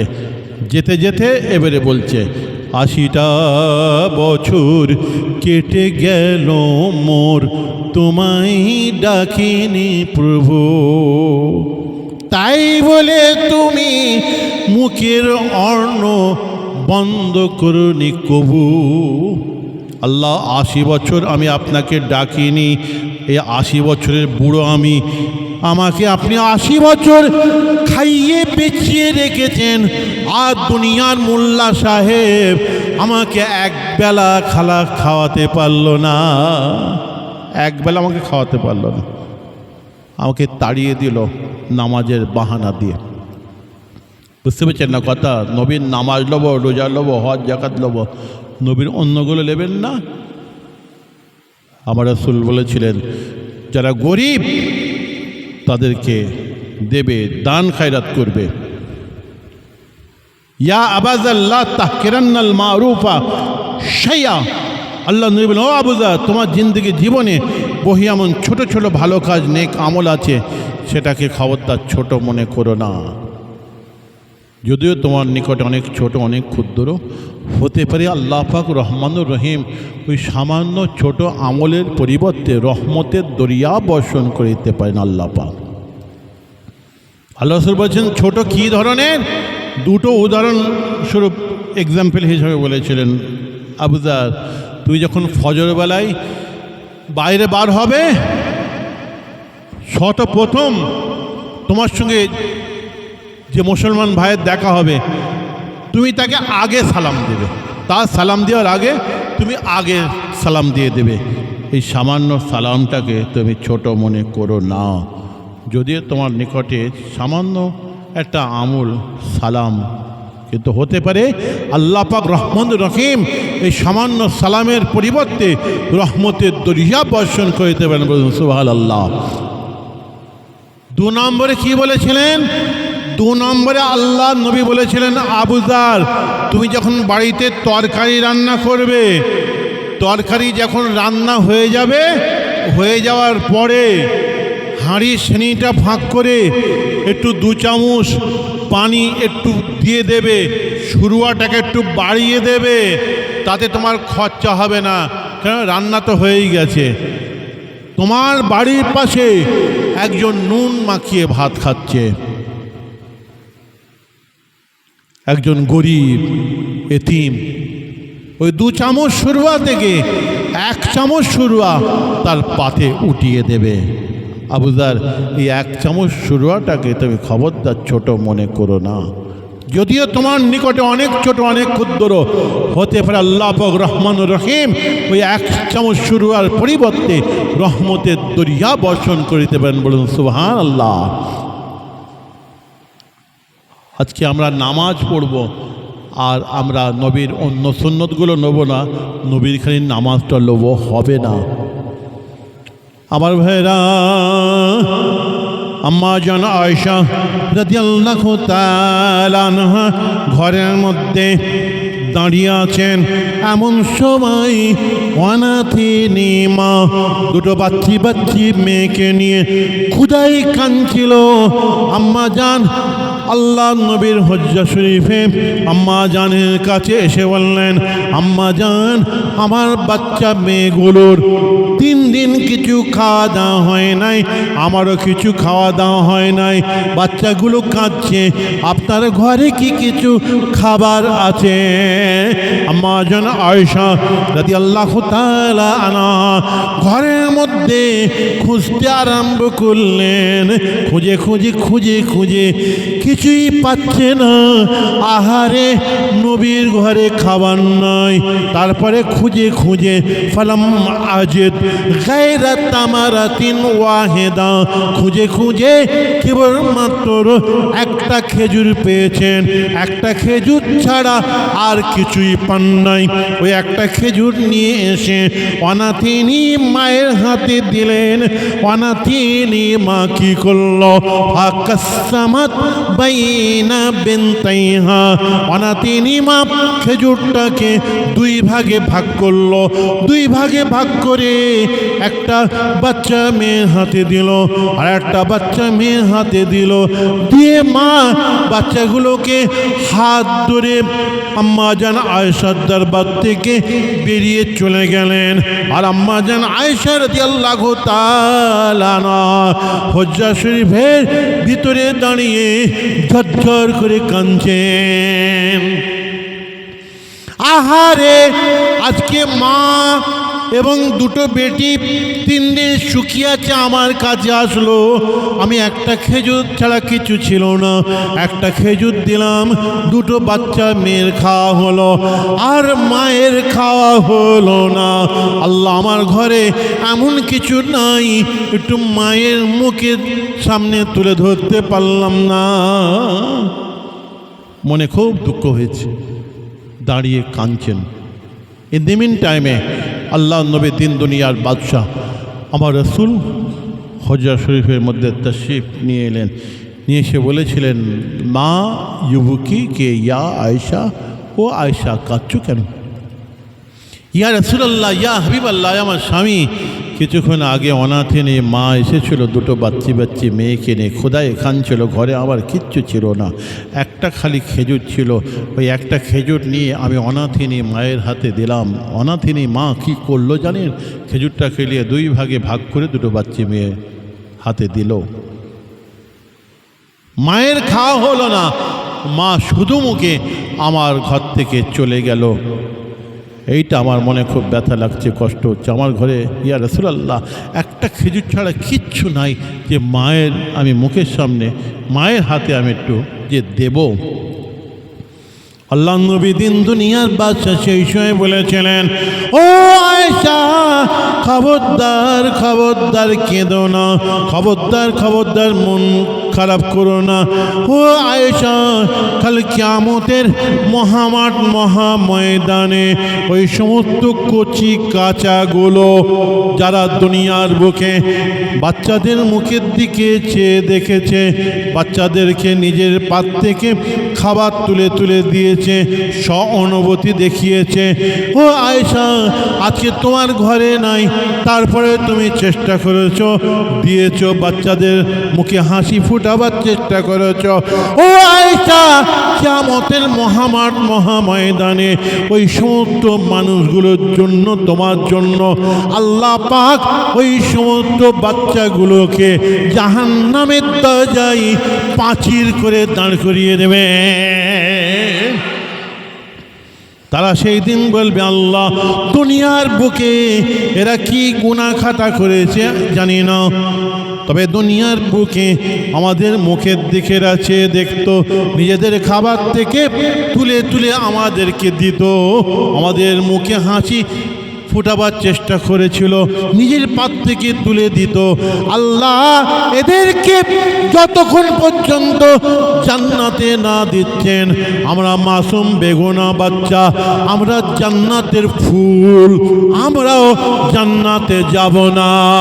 ও আয়েশা, গালাবাত রহমতি আলা গাযবি। ও আয়েশা, কিয়ামতের মহামাঠ মহাময়দানে আল্লাহ পাকের গজবের উপরে রহমতটাই কিন্তু সব চাইতে বড় হবে। আল্লাহ পাক সেদিন ডাক দিয়ে হাঁক দিয়ে বলবেন, ও কচি কাচারা বাচ্চারা, দুনিয়ার বুকে যারা তোমাদের মুখের দিকে চেয়ে দেখেছিল, তোমাদের প্রতি সহানুভূতি দেখিয়েছিল, পাত থেকে তুলে তুলে তোমাদেরকে খাইয়েছিল, আজকে কিয়ামতের মহামাঠ মহাময়দানে ওই সমস্ত মানুষগুলোকে আজকে তোমরা চিনে চিনে চিনে চিনে নিয়ে ওদেরকে সকলকে একসঙ্গে সাথে নিয়ে আমার দয়ার জান্নাত জান্নাতুল ফেরদাউসের মধ্যে দাখিল হয়ে যাও। নবীর এই সুন্নতটার কথা কে বলবে? খালি নবীর নামাজ নেবেন, রোজা নেবেন, হজ যাকাত নেবেন, কোরআন তেলাওয়াত নেবেন, তাও তো আমাদের নামাজ হচ্ছে না। তাই পিরানে তরিকাতে আমাদেরকে বলে, একটু আয় বস, একটু নামাজের মধ্যে কী করে একগ্রতা আছে, একটু চেষ্টা কর, আল্লাহর ডর ভয় নিয়ে আয় নামাজের মধ্যে, আল্লাহর মহাব্বত নিয়ে আয় নামাজের মধ্যে, না হলে করোনা ভাইরাসের মতন নামাজ হয়ে যাবে। করোনা ভাইরাসের সময়, কোভিডের সময় হাজার হাজার জন যুবকেরা সব নামাজি হয়ে গেল, দুতলা তিনতলা মসজিদ ভরে গেল, মসজিদ থেকে বেরোতে চাইছে না জন যুবক ছেলেরা। কি নামাজ, খালি নামাজই পড়ছে, রোজার মাস, আবার এতেকাফ নেওয়ার মতন মসজিদে বসে আছে। 1 বছর 1.5 বছর খালি নামাজ পড়েছে। 1-1.5 বছর কোভিড হয়েছিল তো, বহুদিন তো হলো। আমরা মনে করলাম যাই হোক আমাদের ছেলেগুলো জন যুবকগুলো এক ওসিলায় যাক নামাজি হয়ে গেছে। ও বাবা, ওদের মনে যে এই পাপ ছিল কে জানে। করোনা ভাইরাস চলে গেল, কোভিড চলে গেল, নামাজ মাথায় উঠে গেল, বলছে তুই কি আর মুই কে, নামাজকে শিখেই তুলে দিল। ও তো করোনা ভাইরাসের ভয়ে নামাজ পড়েছিল, ও কি আল্লাহকে খুশি করার জন্য নামাজ পড়েছিল? আল্লাহর রেজামন্দি হাসিল করার জন্য নামাজ পড়েছিল? আল্লাহর মহাব্বতে নামাজ পড়েছিল? না, ও করোনা ভাইরাসের ভয়ে, মরণের ভয়ে নামাজ পড়েছিল। তাই করোনা ভাইরাস চলে গেল, নামাজ মাথায় উঠে গেল। এর আগে যখন একবার ডেঙ্গু এসেছিল, জানেন, ডেঙ্গু হয়ে মানুষ মারা যাচ্ছিল, ডেঙ্গু মনে আছে আপনাদের? ডেঙ্গু, তো সেই ডেঙ্গুর সময়তেও হাজার হাজার জন যুবক ছেলে সব নামাজি হয়ে গেল, মসজিদ ভরে গেল। যে ডেঙ্গু চলে গেল, নামাজ মাথায় উঠে গেল। তাই আমি নাম রেখেছি এই নামাজগুলোর, এই ইবাদতগুলোর সিজনেবল ইবাদত। সিজন ওয়াইজ আসে এই সব নামাজগুলো, আবার সিজন চলে গেলে চলে যায়। সিজনেবল নামাজ, সিজনেবল ইবাদত, বুঝতে পেরেছেন না কথা? হায় হায় মুসলমান, আজকে যদি এই নামাজটাকে ধরে রাখতে পারতে, আর ভাবনা ছিল না। তাই আমাদের পীরেরা বলে, আয় বাবা একটু নামাজের মধ্যে আল্লাহর ডর ভয় কী করে আসে, একটু খাসিয়াতে ইলাহির মাকাম হাসিল কর, খফ ইলাহির মাকাম হাসিল কর, একটু নামাজের মধ্যে কী করে মহাব্বত আসে, আয় একটু ফানাফিল্লার মাকাম হাসিল কর, ফানাফির রসুলের মাকাম হাসিল কর, ফানাফিল্লার মাকাম একটু হাসিল কর, একটু একগ্রতা আনার চেষ্টা কর। কলবটাই ময়লা পড়ে গেছে, ওই কলবের ময়লা কী করে পরিষ্কার হবে? জাব লাগিয়ে ধাক্কা মেরে একটু জিকির কর, বাঁ দিকের স্তনের দোয়া করে নিচে ওই কলবের মাকাম, এখানে জাব লাগিয়ে ধাক্কা মেরে একটু জিকির কর, কলবের ময়লা পরিষ্কার হয়ে যাবে। এখন তো আমাদের নামাজ, মসজিদে গেলাম, ইমাম সাহেবের পেছনে নয়তান উসাল্লিয়া লিল্লাহে তাআলা বলে দাঁড়ালাম, হাফ মিনিট কি 1 মিনিট, তারপরে নামাজের মধ্যে যত বিবি বাল বাচ্চা ঘর সংসার, হাঁস মুরগি গরু বাছুর, কলকাতা হাওড়া হাট বড় বাজার ঘটক পুকুর, ওদিকে পাগলাহাট, ওদিকে ভোজের হাট, ওদিকে পাকাপোল, ওদিকে ভুসিঘাটা মালঞ্চ মিনাকা সব নামাজে ঢুকে গেছে, ঢুকে যে খেঁচাখেঁচি করছে। তার মধ্যে জলকর, ফিশারি, চাষবাস, দোকানদারি, ইঞ্জিন ভ্যানও ঢুকেছে। বুঝতেছে না কথা? এই তো নামাজ। ইমাম সাহেব সালাম ফিরে দিল, আমরাও সালাম ফিরলাম। তারপর চিন্তা করছি ঘরে আছি না মসজিদে আছি, কোথায় আছি, মানে চিন্তা করতে করতে অন্য জগতে চলে গেছিলাম। তো এই নামাজ পড়ে ফিরি কবরে চলে যাব? 60 বছর 70 বছর 80 বছর তো হয়ে গেল, নবীর মতন নামাজ পড়বেন না, সাহাবাদের মতন নামাজ পড়বেন না, ইমামদের মতন আইম্মাদের মতন নামাজ পড়বেন না, বড় পীর সাহেব খাজা সাহেব দাদা হুজুরের মতন নামাজ পড়বেন না। ওই নামাজ পড়তে গেলে আপনাকে আমাকে পিরানের তরিকত বুজুর্গানের দিন ওলিয়া উলিয়াদের দরবারে গিয়ে এই জায়গাটাকে পরিষ্কার করতে হবে, লা ইলাহা ইল্লাল্লাহ ধাক্কা মেরে একগ্রতা আনতে হবে, কলবকে পরিষ্কার করতে হবে। আলা বে যিকরিল্লাহি তাতমাইন্নাল কুলুব, জিকিরের মাধ্যমে কলবে মুতমাইন্না কি করে হয় সেই চেষ্টা করতে হবে। আলা ওয়াইন্না ফিল জাসাদে মুদগাতান ইযা সালুহাল জাসাদ কুল্লুহু ওয়া ইযা ফাসাদাল জাসাদ কুল্লুহু আলা ওয়াহিয়াল কলব। রাসূল বলছেন মানুষের শরীরের মধ্যে একটা গোস্তের টুকরো আছে, ওই গোস্তের টুকরোটাকে পরিষ্কার করো। যদি গোস্তের টুকরোটা পরিষ্কার হয়, নামাজ রোজা ইবাদত বন্দেগী আমল দেখাশোনা সব পরিষ্কার হবে। আর গোস্তের টুকরো যদি অপরিষ্কার থাকে, সব অপরিষ্কার হবে। আলা ওয়াহিয়াল কলব ওয়া মা সাবা, ওই গোস্তের টুকরোটার নাম হচ্ছে কলব। বলুন সুবহানাল্লাহ। কোরআন মাজিদের মধ্যেও আল্লাহ বলেছেন লা তা'মাল আবসারুহু ওয়ালাকিন্না তা'মাল কুলুবুল লাতী ফিস সুদূর। কোরআন মাজিদের মধ্যে আল্লাহ পাক বলেছেন বহু এমন আমার বান্দাবান্দি হবে তাদের কপালের ওপরে কিন্তু দুটো চামড়ার ভেটা ভেটা চোখ থাকবে, কিন্তু তাদের কপালের ওপরে দুটো চামড়ার ভেটা ভেটা চোখ থাকা সত্ত্বেও আমি আল্লাহ বলছি তারা কিন্তু কলবের চোখের অন্ধ হবে। কুলুবুল লাতী ফিস সুদূর, তাহলে কলবের চোখের অন্ধ হবে। তাহলে কলবের চোখ বলে একটা কিছু আছে, আল্লাহ বলছেন কোরআনে, আর হাদিসে আল্লাহ রসুল বলছেন। আর ওয়াহাবি মার্কা খেজো মার্কা ওই মলি সাহেব বলছে কলব আবার কি, ওসব পীর সাহেবদের বানানো কথা, সব কলব টলব আমরা মানি না। জিকির আবার কি, পীর সাহেবদের বাবার কথা এরা মনে করে কলব কথাটা না, কোরআনে কলবের কথা আছে, হাদিসে কলবের কথা আছে। পীর সাহেবরা সেই কথাই বলে তোমরা কলবটা পরিষ্কার করো, একটু লা ইলাহা ইল্লাল্লাহ ধাক্কা মারো, কলবে ময়লা পড়ে গেছে বাবা, পাত্রটা ঠিক করো। পাত্র ছিদ্র থাকলে সব পানি নিচে দিয়ে বেরিয়ে চলে যাবে। আমল রাখার পাত্র হচ্ছে কলব। নামাজটা রোজা এবাদতটা নামাজটা রোজাটা রাখবে কোথা, রাখার পাত্রটা ঠিক করো।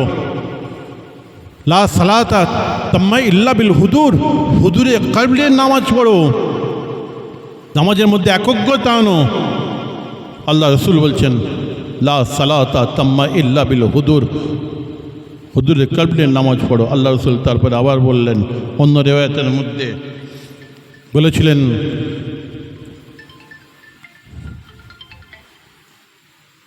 আনতা আবুদাল্লাহ কান্নাকা তারাহু ফাইন লাম তাকুন তারাহু ফাইন্নাহু ইয়ারাকা। আল্লাহ রাসূল বলেছেন এমনভাবে নামাজ পড়বে যেন আল্লাহকে ডাইরেক্ট দেখতে পাচ্ছ, এমন একটা মন হবে। যদি এই নামাজ না হয়, এই মন না করতে পারো, অন্তত ফাইন্নাহু ইয়ারাকা, অন্তত এইরকম মনে আনো যে আমি নামাজ পড়ছি, আমি আল্লাহকে দেখতে পাচ্ছি না তো কি হয়েছে, আল্লাহ তোমাকে ডাইরেক্ট দেখছেন। মনিব সামনে আছে, আমি জমিতে কাজ করছি, কাজ ফাঁকি দেওয়া যাবে? এইরকম একটা অন্তর, দিল, একাগ্রতা, একে ইংলিশে বলে কনসেন্ট্রেন্স অফ মাইন্ড আনতে হবে। চিন্তা ভাবনা, ফেকের যাকে বলে ফেকের থাকতে হবে। সেটাই আমাদের পীর মাশায়েখরা তারা আমাদেরকে শেখায়। আমরা সেই জন্যই পীর মসজিদের দরবারে যাই। আমরা পীর পুজো করি না, পীরের পায়ে শ্রদ্ধা করি না, পীরের পায়ে বোড়া গোল চুষি না, পীরের কাছে আমরা ডাইরেক্ট চাই না ও পীর বাবা তুমি আমাকে দাও, শুনেছেন না কথা? তাদের দরবারে যাই কেন? ইসলাহে কলবের জন্য। এই কলবটা কী করে পরিষ্কার হবে, আল্লাহ নবীর কী করে দিদার পাবো, নামাজটা কী করে নবীর মতন সাহাবা ইকরামদের মতন ইমামদের মতন হবে, সেই জন্য তাদের দরবারে যাই।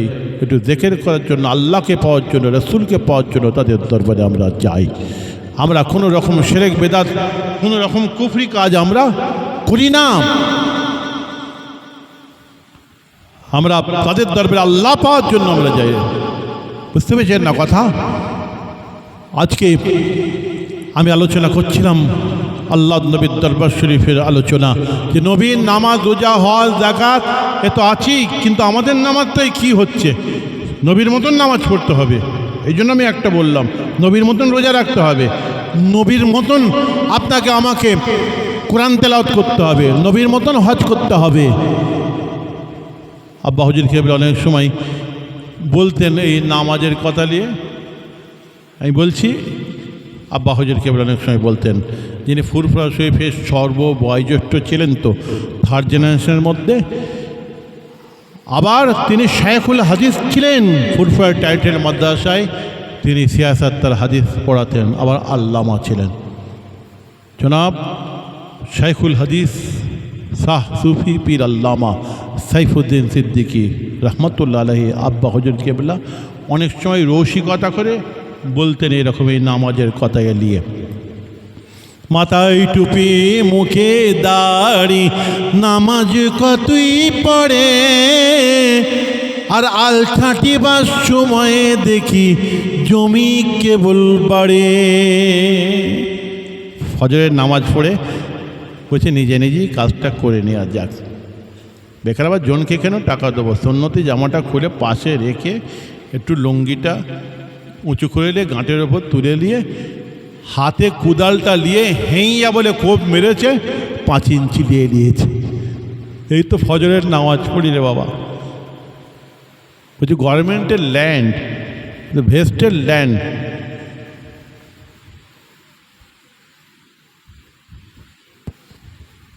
আমার দখলে যতদিন আছে আমি ভোগ করি না, যখন মাপজোপ হবে তখন ছেড়ে দেবো।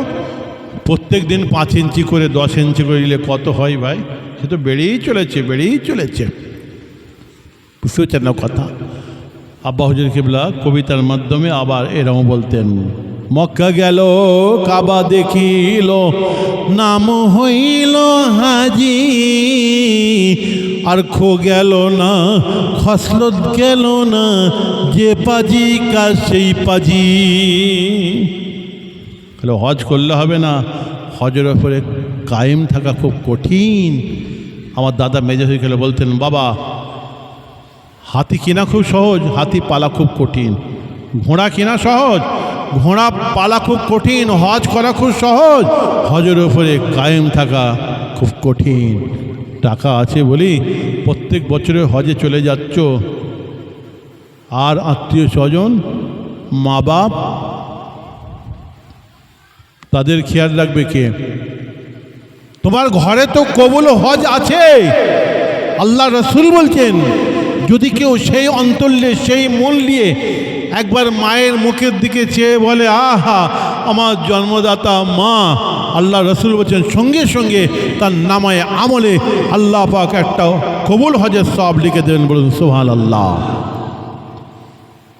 টাকা আছে, প্রত্যেক বছরে চলে যাচ্ছ, হ্যাঁ, নামাজ পড়ছো, হজ করছো, আর মা বাপের খেদমত করবে কে? মা বাপের মনে কষ্ট দিয়ে, মা বাপকে জ্বালা যন্ত্রণা দিয়ে কোনোদিন জান্নাতে যাওয়া যাবে না, রেহাই পাওয়া যাবে না। আল্লাহ নবী বলছেন মা বাপই তোমাদের জন্য জান্নাত আর মা বাপই তোমাদের জন্য জাহান্নাম। যে ছেলেটা মা বাপকে খুশি করলো, মা বাপের খেদমত করলো, মা বাপের সেবা করলো, সে নিজের ঠিকানা জান্নাতে করে নিল। আর যে ছেলেটা মা বাপের সঙ্গে দুর্ব্যবহার করলো, মা বাপকে চোখের পানিতে ভাত খাওয়ালো, মা বাপের সঙ্গে দুর্ব্যবহার করলো, সে নিজের ঠিকানা আল্লাহ রসুল বলছেন নিজে জাহান্নামে করে নিল। কোনো এখানে সন্দেহ নেই। আল্লাহ রসুল বলছেন যদি কেউ মা বাপের পায়ে একবার কদমবসি করে সে যেন জান্নাতের চৌকাটে কদমবসি করলো। বলুন সুবহানাল্লাহ। আল্লাহ রসুল সাল্লাল্লাহু আলাইহি ওয়াসাল্লামের কাছে একজন সাহাবা এসে বলছেন ইয়া রাসূলুল্লাহ, ইয়া হাবিবাল্লাহ, আমার অনেক গুনাহ হয়ে গেছে, জীবনে অনেক গুনাহ করে ফেলেছি ইয়া রাসূলুল্লাহ, ইয়া হাবিবাল্লাহ। আল্লাহ রসুল বলছেন তোমার মা বেঁচে আছে?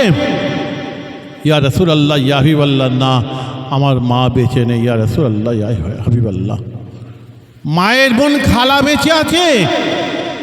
সে বলেছিল ইয়া রাসূলুল্লাহ, ইয়া হাবিবাল্লাহ, হ্যাঁ আমার খালা বেঁচে আছে। তাহলে যাও, যে মায়ের বোন খালা তার সেবা করো, তার খেদমত করো, আল্লাহ তোমার সমস্ত গুনাহ খাতাকে মাফ করে দেবেন। বলুন সুবহানাল্লাহ। ওহ, মায়ের বোন খালা তার যদি এত দরজা হয় তাহলে মায়ের কত দরজা। দাঁত থাকতে দাঁতের মজা আমরা বুঝতে পারলাম না। হাই হায়, বন্দুকের গুলি মিস হয়ে যাবে কিন্তু মায়ের দোয়া মিস হবে না। এ নেশানা কোনোদিন ফাঁক যাবে না। একদম মা যদি হাত তোলে কোনো সন্দেহ নেই দোয়া আল্লাহর দরবারে কবুল হবেই। কিন্তু মা বাপকে খুশি করে আদায় করে নিতে হবে, আদায় করে নিতে হয়। আপনাদের কাছে বলে না, আমাদের কাছে যে বলে, কানে কানে বলে মুরব্বীরা, অনেকে বলে যে ছেলে আমার সঙ্গে খুব দুর্ব্যবহার করে, হুজুর আমার গায়ে হাতও তুলে দেয়, আমাকে মেরেছে, দোয়া করবেন এই বুড়ো বয়সে ছেলের হাতে পড়ে আছি, যেন আমার ছেলে আমাকে ভালোবাসে, দোয়া করবেন। মাগুলো বলে 70 বছর 80 বছর বয়স হয়ে গেছে, এখনো রান্না করতে হয়, রান্না করতে যে হাত পুড়িয়ে ফেলেছে। আর কি মুসলমান আমাদের আর কবে চেতনা আসবে? জোরহাত করে বলছে মা বাপ যাদের বেঁচে আছে, যতই আপনি ব্যবসা করেন, দোকানদারি করেন, যতই আপনি চাকরি করেন, যতই আপনি জলকর, যতই আপনি ইটভাটা, যতই আপনি হুজুর পীর সাহেব নেতা, আপনি যতই মন্ত্রী, যতই সুফি সাহেব, 10 মিনিট 15 মিনিট সময় বার করেন, সব ছেড়ে একটু মা বাপের কাছে বসেন, বসে একটু তাদেরকে খুশি করার চেষ্টা করেন। মা বাপের গায়ে মাথায় হাত বুলিয়ে দেন, মুখের দিকে চেয়ে দেখেন। ছোটোবেলায় যেমন আমরা সবসময় চাইতাম যে মা বাপ আমাদের কাছে থাকে, মা বাপ যখন বুড়ো হয়ে যায় মা বাপ সবসময় চায় যে ছেলে মেয়ে আমার কাছে থাকুক। ওকে আপনি টাকা দিয়ে ছেলের মহব্বত ভোলাতে পারবেন না, সন্দেশ খাইয়ে ভোলাতে পারবেন না, ফল খাইয়ে ভোলাতে পারবেন না। ওর মনে সবসময় ছেলে ছেলে ছেলে ছেলে থাকবে। তার কাছে যে তার জানকে ভরিয়ে দিতে হবে ভালোবাসায়, ভালোবাসা দিয়ে। একজন বাপ তার ছেলেকে পরীক্ষা করার জন্য বলছে, ছাদের একটা ব্যালকনিতে দাঁড়িয়েছে, দাঁড়িয়ে ছেলেকে বলছে বাবা এই গাছটা কি গাছ বলতো বাবা? তখন ছেলেটা বলছে বট গাছ।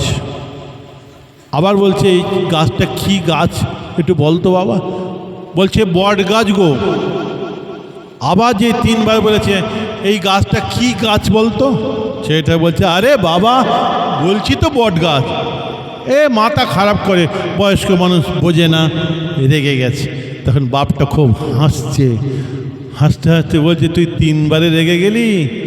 তুই যখন ছোট ছিলিস এই জায়গায় দাঁড়িয়ে, এই ব্যালকনিতে দাঁড়িয়ে তুই আমাকে গুনে গুনে 17 বার বলেছিলিস, জিজ্ঞাসা করেছিলিস এই গাছটা কি গাছ। আমি তোকে 17 বার গুনে গুনে উত্তর দিয়েছিলাম, আমি কিন্তু একবারও রাগিনি, আর তুই 3 বারে রেগে গেলি। বলুন না সুবহানাল্লাহ। এর নাম হচ্ছে বাপ, এর নাম হচ্ছে মা। আজকে তো মা বাপের ওয়াজ উঠেই গেছে। এখন যে মা বাপের ওয়াজ করা হয় হয়তো অনেককে খারাপ লাগবে, উঠে যাবে, জলসা থেকে পালিয়ে যাবে। মা বাপের ওয়াজ তো হয়ই না, বুঝতে পেরেছেন না কথা? আজকে সেই মা বাপকে ভালোবাসতে হবে, মা বাপকে সম্মান দিতে হবে, বাচ্চাদেরকে স্নেহ করতে হবে, বাচ্চাদেরকেও ভালোবাসতে হবে। খালি মাকে বাপকে ভালোবাসবেন, আবার মা বাপও বাচ্চাকে ছেলেকে ভালোবাসতে হবে। ওদিকে আওয়াজ আছে, আমি ওদিকে আর যাচ্ছে না। আপনি নামাজ পড়বেন, রোজা রাখবেন, আর মা বাপের সঙ্গে দুর্ব্যবহার করবেন, এটা হবে না। আমি এটা বলতে চাচ্ছি। নবীর আদর্শ কি এখান থেকে আপনাকে আমাকে নিতে হবে। নবী বারণ করেছেন, মা বাপের সঙ্গে ভালো ব্যবহার করতে বলেছেন।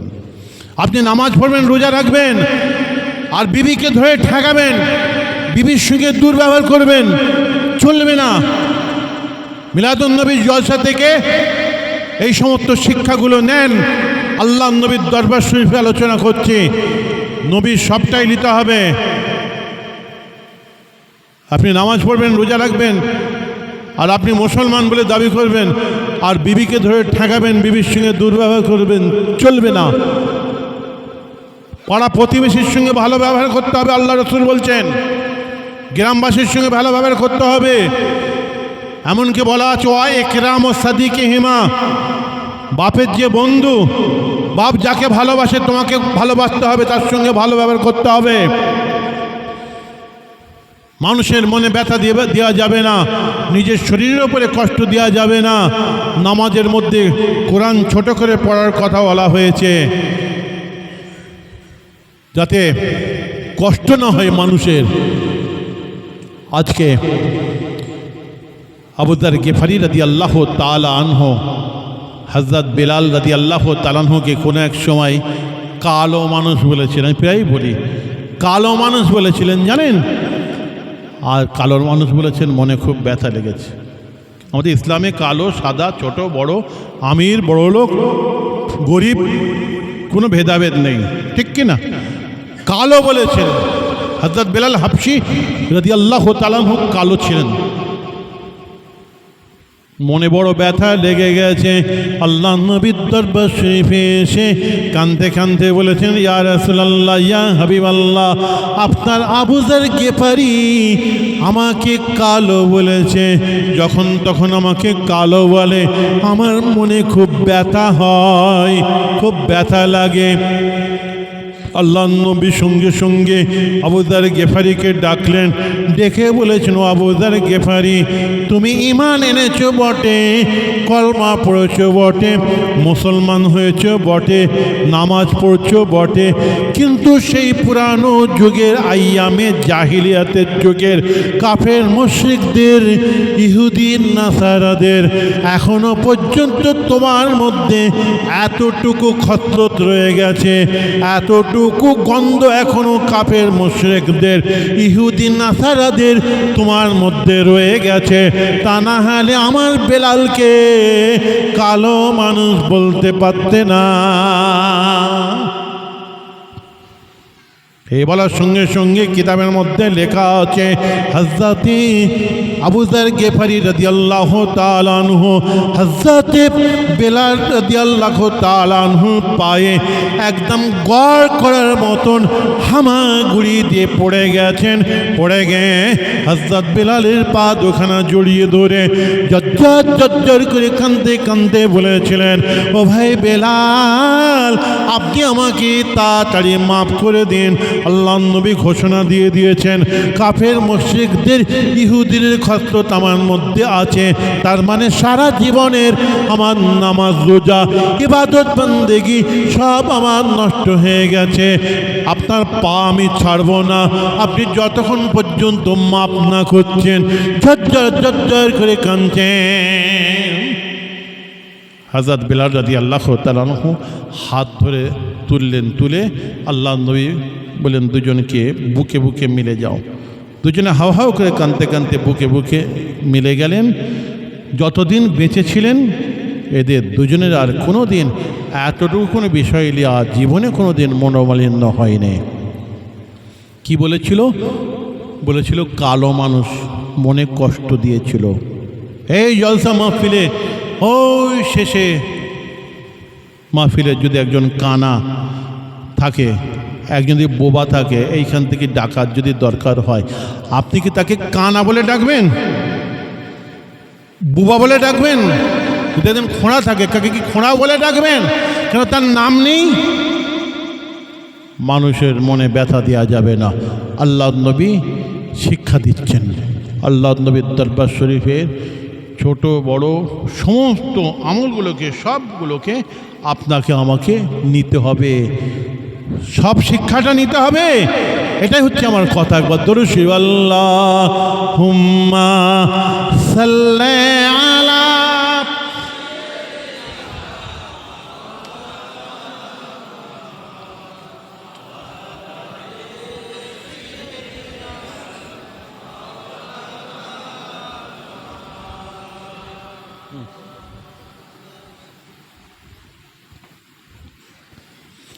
আমি বিক্ষিপ্তভাবে আল্লাহ নবীর দরবার শরীফের আমি কিছু আলোচনা করেছি। আল্লাহ নবী আবার মসজিদে নববীতে বসে আছেন।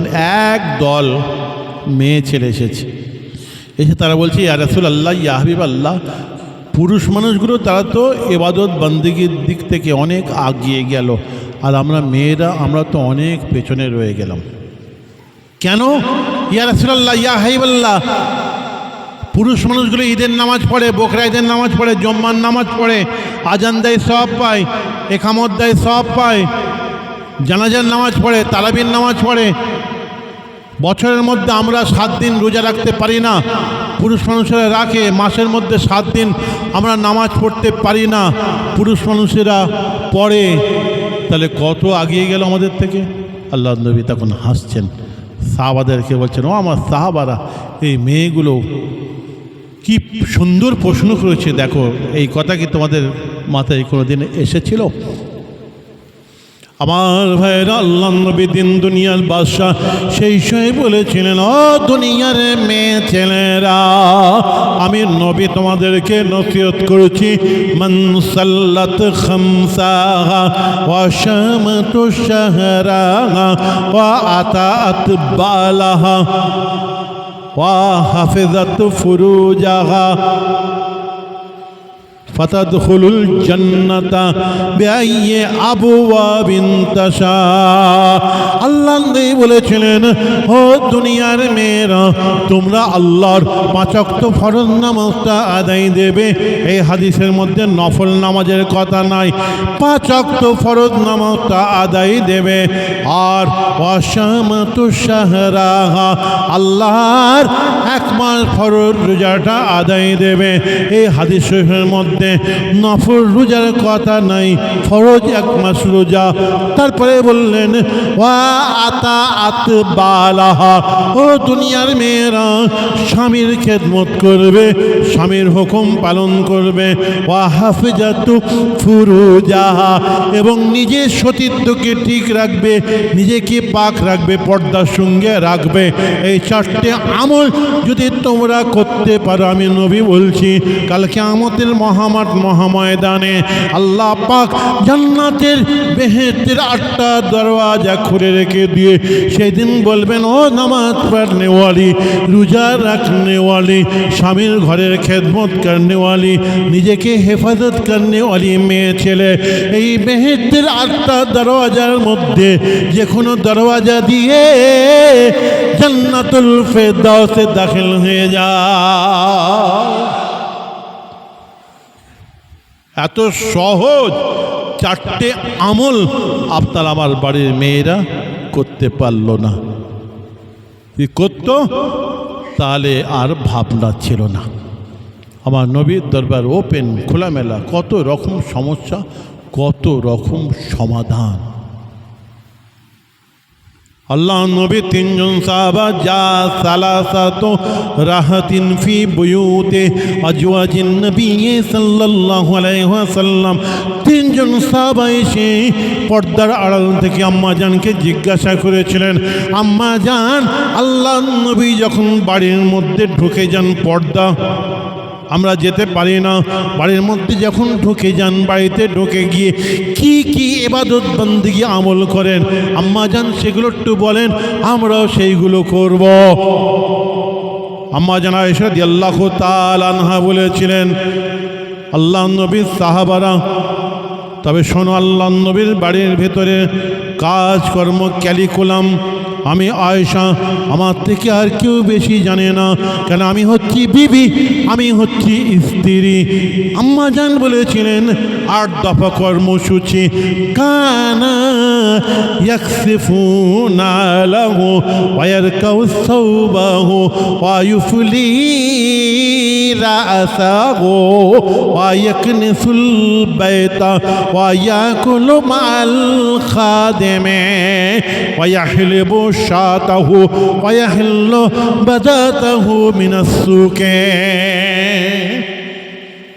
8 দফা কর্মসূচি বলেছিলেন। সাহাবাদের তখন চমক ভেঙেছিল যে আমরা মনে করে এসেছি আল্লাহ নবী বাড়ির মধ্যে নামাজ, রোজা, কোরআন তেলাওয়াত, জিকির।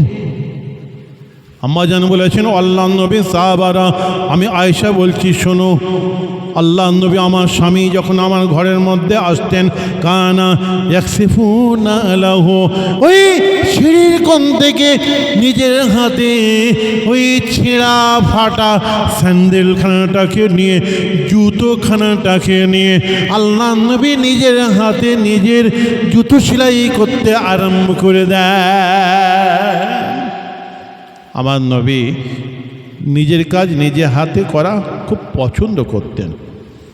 আম্মা জান তারপরে বলেছিলেন, ওয়াইয়ার কাউসাউবাহু, ও আল্লাহ নবী সাহাবারা, আমি আয়েশাবাদ দেখেছি আমার স্বামীকে, আল্লাহ নবীকে ওই অবসর সময়ে ওই ব্র্যাকেট থেকে নিজের হাতে নিজের ফাটা ছেঁড়া জামাখানাটাকে নিয়ে, পিরহানখানাটাকে নিয়ে আল্লাহ নবী নিজের হাতে নিজের জামা সেলাই করতে আরম্ভ করে দেয়। আমরা তো সেলাই করি না, কিন্তু দর্জি ভাইরা তো করে, বাড়িতে মেয়েরা তো করে। ফিঙ্গার মেশিনে পাটা রেখে সেলাই জাতীয় যা কিছু আছে, এমব্রয়ডারির কাজ, জরির কাজ, মা বোনেরা যদি সেলাই করেন, একটু মনে মনে করে নেবেন, আল্লাহ আমার হাবিব দিন দুনিয়ার বাদশাহ কাপড় সেলাই করেছেন, আল্লাহ আমিও কাপড় সেলাই করছি, আমার হাবিবের কাপড় সেলাই করার সুন্নতের সবটা আল্লাহ আপনি আমার নামে আমলে লিখে দেবেন। হবে না?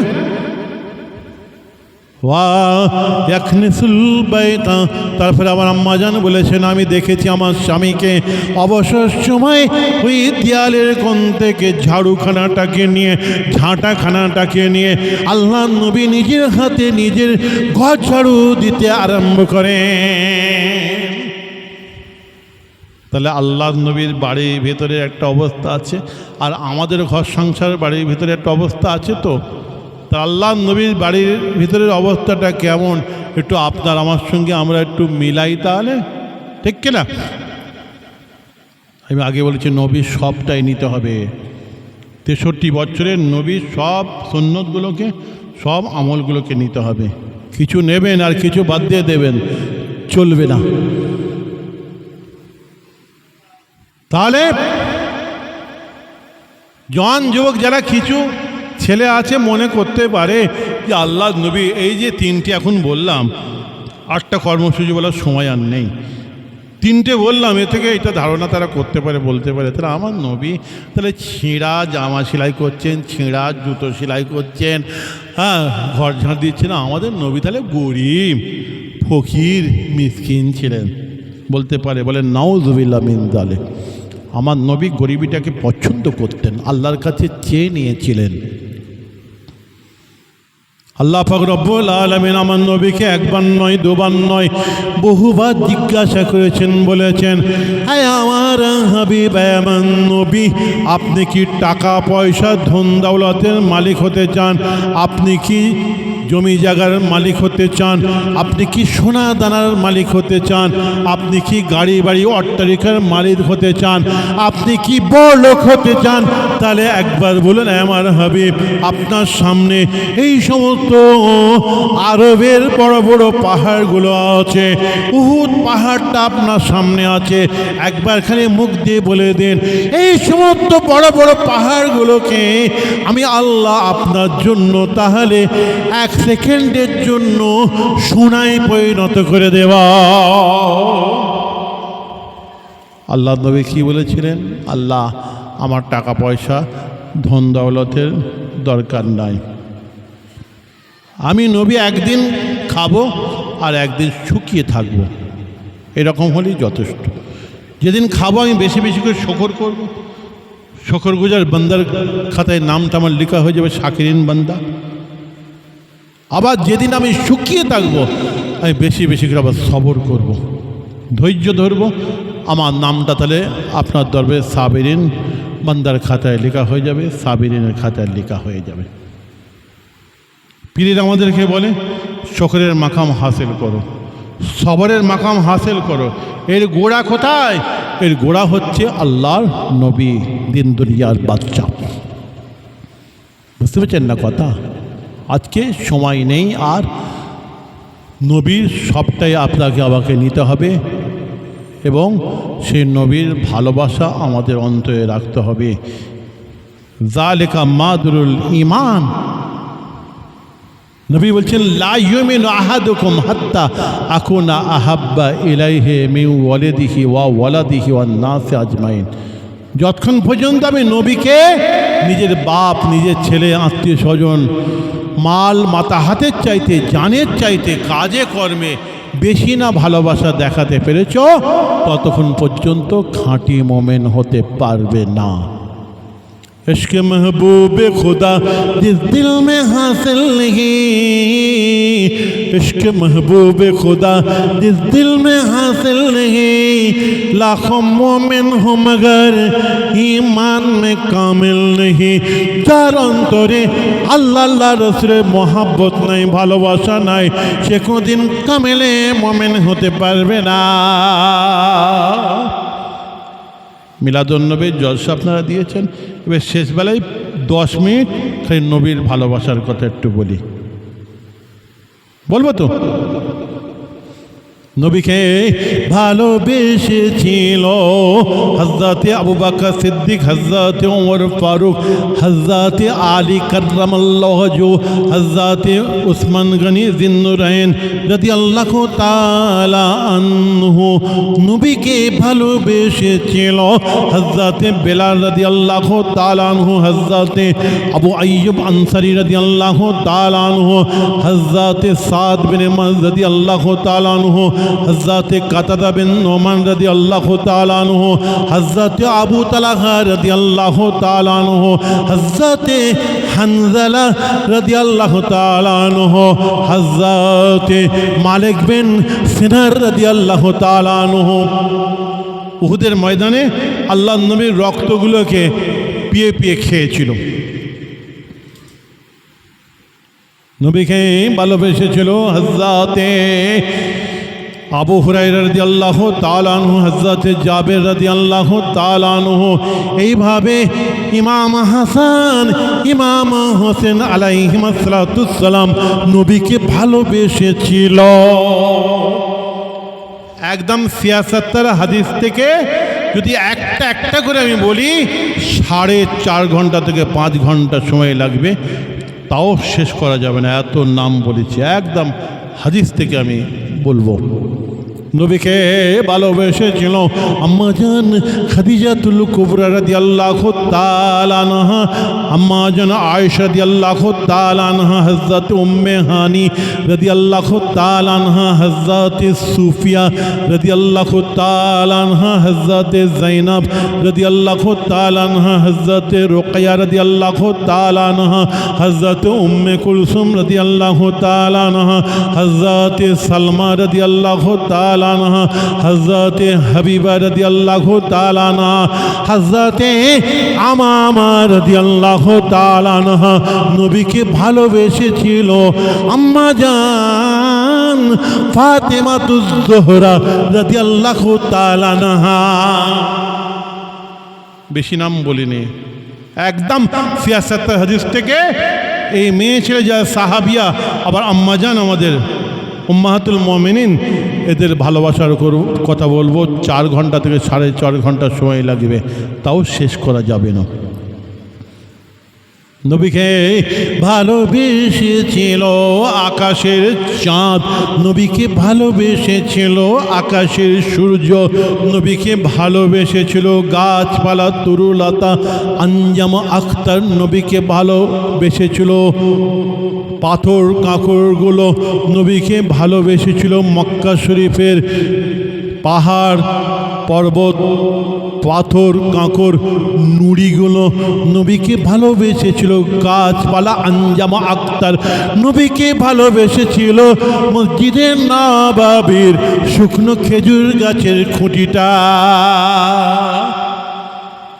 যেগুলো বললাম সব আমি বুখারী শরীফ মুসলিম শরীফের রিওয়ায়াত থেকে আমি এগুলো বলবো।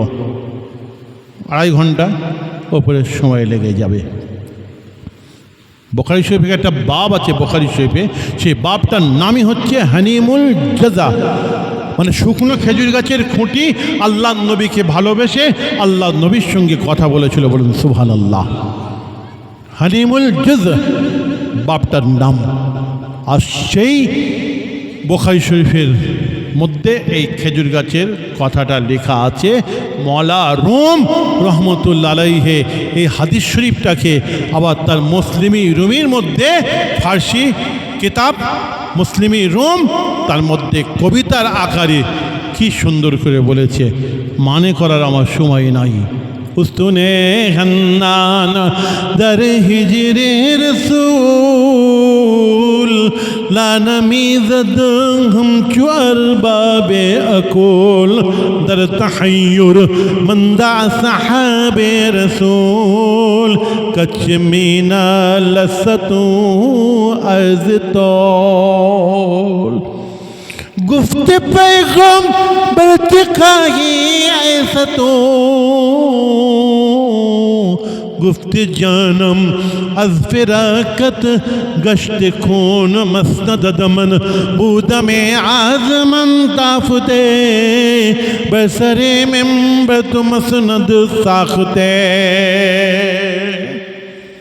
শুকনো খেজুর গাছের খুঁটি আল্লাহ নবীকে ভালোবেসে নবীর সঙ্গে কথা বলেছিল। আজকে এর মানে করার আর সময় নাই। অনেক জায়গায় আমি করি নবীর মহব্বতে। যদি কোনো দিন আবার কোনো জায়গায় দেখা হয় আসি, আমাকে মনে করে দেবেন, আমি বলবো। বুখারী শরীফের রিওয়ায়াত এটা। আবার আমি বলেছি নবীকে ভালোবেসেছিল আকাশের চাঁদ। এটা মুসলিম শরীফের রিওয়ায়াতের মধ্যে আছে। আবু জহেল, উতবা, শাইবা, মুগীরা, আবু সুফিয়ান আল্লাহ নবীকে এসে বলেছিল, এই মুহাম্মদ সাল্লাল্লাহু আলাইহি ওয়াসাল্লাম, এই যে আকাশের চাঁদটা আছে, এই আকাশের চাঁদটাকে যদি দুই ভাগে বিভক্ত করে দিতে পারেন, দুই খণ্ডিত করে দিতে পারেন, আমরা সকলে কলমা পড়ে মুসলমান হয়ে যাওয়া। তাদের ধারণা আল্লাহ নবী মুহাম্মদ সাল্লাল্লাহু আলাইহি ওয়াসাল্লাম মস্ত বড় জাদুঘর, আর এই জাদুবিদ্যাটা জমিনে চলে, জাদুবিদ্যা আসমানে চলে না। তাই তারা বলছে, এই মুহাম্মদ সাল্লাল্লাহু আলাইহি ওয়াসাল্লাম, ওই আকাশের চাঁদটাকে কি আপনি দুই ভাগে ভাগ করতে পারবেন? জাদুবিদ্যা আকাশে চলে না। নবী মস্ত বড় জাদুঘর, নাউযুবিল্লাহ। আল্লাহ নবী বলছেন, তাই কি দুই ভাগ করে দিয়ে সব মুসলমান হয়ে যাবে? আল্লাহ নবী সেই সময় আকাশের চাঁদের দিকে আঙুলের ইশারা করে বলেছিলেন, হ্যাঁ আকাশের চাঁদ, যে আল্লাহ তোমাকে সৃষ্টি করেছে, যে আল্লাহর হুকুমে তুমি উদাও হও, সে আল্লাহ নবী মুহাম্মদুর রাসূলুল্লাহ সাল্লাল্লাহু আলাইহি ওয়াসাল্লাম বলছি, সে আল্লাহর হাবিব। আমি বলছি আল্লাহর হুকুমে আমি ইশারা করছি, আঙ্গুলের ইশারা করছি, তুমি দুই ভাগে দুভাগ বিভক্ত হয়ে যাও। আল্লাহ নবী চাঁদের দিকে ইশারা করে এই রকম আঙুলটা যখন করলেন, করার সঙ্গে সঙ্গে আকাশের চাঁদটা আল্লাহ নবীকে ভালোবেসে সঙ্গে সঙ্গে দুই ভাগে বিভক্ত হয়ে গিয়েছিল। মধ্যে হেরা পর্বত, হেরা পাহাড়, হেরা পাহাড়ের ডান দিকে যে পাহাড়ের ওই সাইডে যে একটা টুকরো যে পড়লো, আর চাঁদের আর একটা টুকরো পাহাড়ের এই দিকে এসে পড়লো। তারা বললো, ওরে বাপরে, এ তো মস্ত বড় জাদুঘর। কেউ কিন্তু ওই সমস্ত মুনাফিক কাফের মুশরিকরা কলমা পড়ল না। আমি বলেছি নবীকে ভালোবেসেছিল আকাশের সূর্য। কোন এক জিহাদের ময়দানে আল্লাহ নবী হেঁটে হেঁটে আসছিলেন, রাস্তায় একটু ক্লান্ত হয়ে গিয়েছিলেন। কিতাবের মধ্যে লেখা আছে আল্লাহ নবী একদম প্রথম ওয়াক্তে, আউয়াল ওয়াক্তে আসরের নামাজটা পড়ে নিয়ে শরীর ক্লান্ত হয়ে গেছে। হযরত আলী কাররামাল্লাহু ওয়াজহুর কোলে মাথা দিয়ে আল্লাহ নবী একটু ঘুমিয়ে পড়েছিলেন। আর ক্লান্ত শরীর, আল্লাহ নবী ঘুম যাচ্ছেন। এবারে আস্তে আস্তে সূর্যটা ডুবতে ডুবতে ডুবতে ডুবতে সূর্যটা একদম ডুবে গেল, সন্ধে হয়ে গেল। আল্লাহ নবীর ঘুমটা ভেঙে গেল। আল্লাহ নবী ঘুম ভাঙার সঙ্গে সঙ্গে বলেছিলেন, ও আলী, তুমি কি ফজরে, তুমি কি আসরের নামাজ আদায় করেছ? আসরের নামাজ পড়েছ? সূর্য তো গুরু হয়ে গেছে, ডুবেই গেছে। ইয়া রাসূলুল্লাহ, ইয়া হাবিবাল্লাহ, আপনি আমার কোলে মাথা দিয়ে ঘুম যাচ্ছিলেন, ক্লান্ত শরীর। হুজুর, তাই সূর্যটা আস্তে আস্তে ডুবে গেছে, আমি আপনাকে কিছু বলি নাই। আমার আসরের ওয়াক্তের নামাজটা কাজা হয়ে গেছে।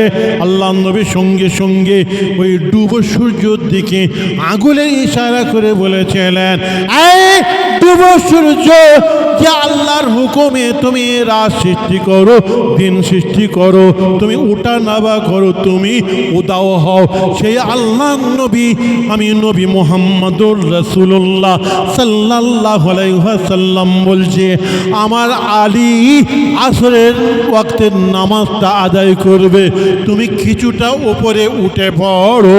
এই বলার সঙ্গে সঙ্গে ওই ডুবো সূর্যটা আল্লাহ নবীকে ভালোবেসে সঙ্গে সঙ্গে তৎ করে কিছুটা উপরে উঠে গেল। যেমন মওলা রুম রহমতুল্লাহ আলাইহি ওখানে কবিতার মধ্যে ওই শুকনো খেজুর গাছের খুঁটির কথা ফার্সিতে বলেছেন। যারা উর্দু যারা কবি, তারা আবার এই চাঁদের কথাটা, সূর্যের কথাটা তারা কবিতার মধ্যে আবার কি সুন্দরকে তারা বলেছে। पलट आता है सूरज शाम के उनके इशारे पर, पलट आता है सूरज, पलट आता है सूरज शाम के उनके इशारे पर, अंधेरा भाग जाते हैं जब कभी उंगली उठाते हैं, जहाँ हम नात शाहे हर दो आलम गुनगुनाते हैं, मुनाफिक कांप जाते हैं, फरिश्ते झूम जाते हैं। अल्लाहुम्मा सल्ले अला,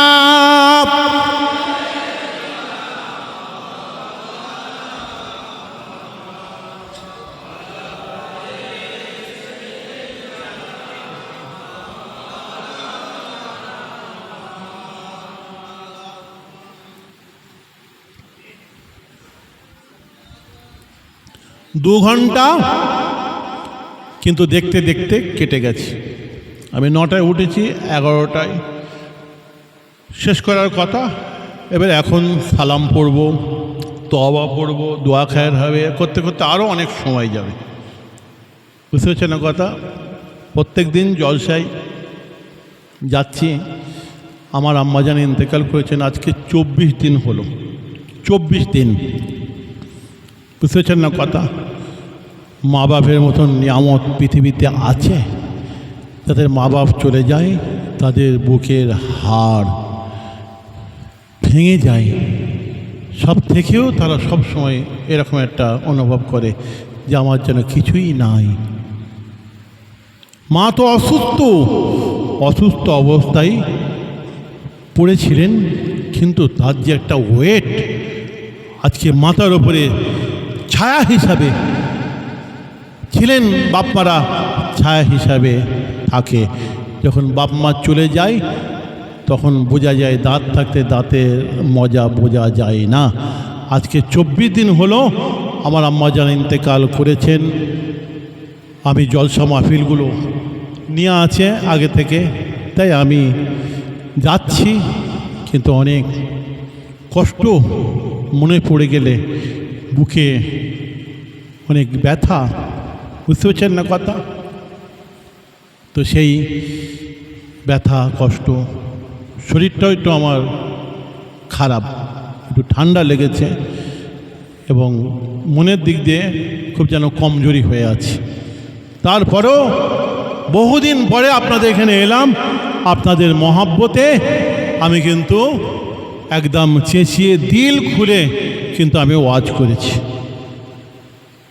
আমি গজল টজল বেশি পড়িনি, দরুদ শরীফও বেশি পড়িনি, এক টানা আমি ওয়াজ করেছি। বুঝতে পারছেন না কথা? আজকে যদি আমরা এখান থেকে কিছু নিতে চাই, বর্তমান সময়ে তো কোরআন হাদিস আল্লাহ নবীর দরবার শরীফের এই সমস্ত ওয়াজগুলো তো আস্তে আস্তে, আমি আগে বলেছি, আস্তে আস্তে উঠে যাচ্ছে। কিন্তু কিছু মানুষ থাকবে সারা জীবন, তারা কিন্তু কোরআন হাদিস ভিত্তিক এই ওয়াজকে কিন্তু তারা পছন্দ করবে। তারা কিন্তু গল্প গুজব আর ওই গজল হই হুল্লোড় হাসি তারা কিন্তু ভালোবাসে না। এক শ্রেণীর মানুষ সব সময় থাকবে, তারা ওই একটু আল্লাহ নবীর কথা, আল্লাহর কথা, বিশেষ করে কোরআন হাদিস মোতাবেক আলাপ আলোচনা শুনতে তারা ভালোবাসে। তো যাই হোক, আজকে নবীর মহব্বতে আপনারা মিলাদুন নবীর জলসা দিয়েছেন, খুব ভালো লাগছে।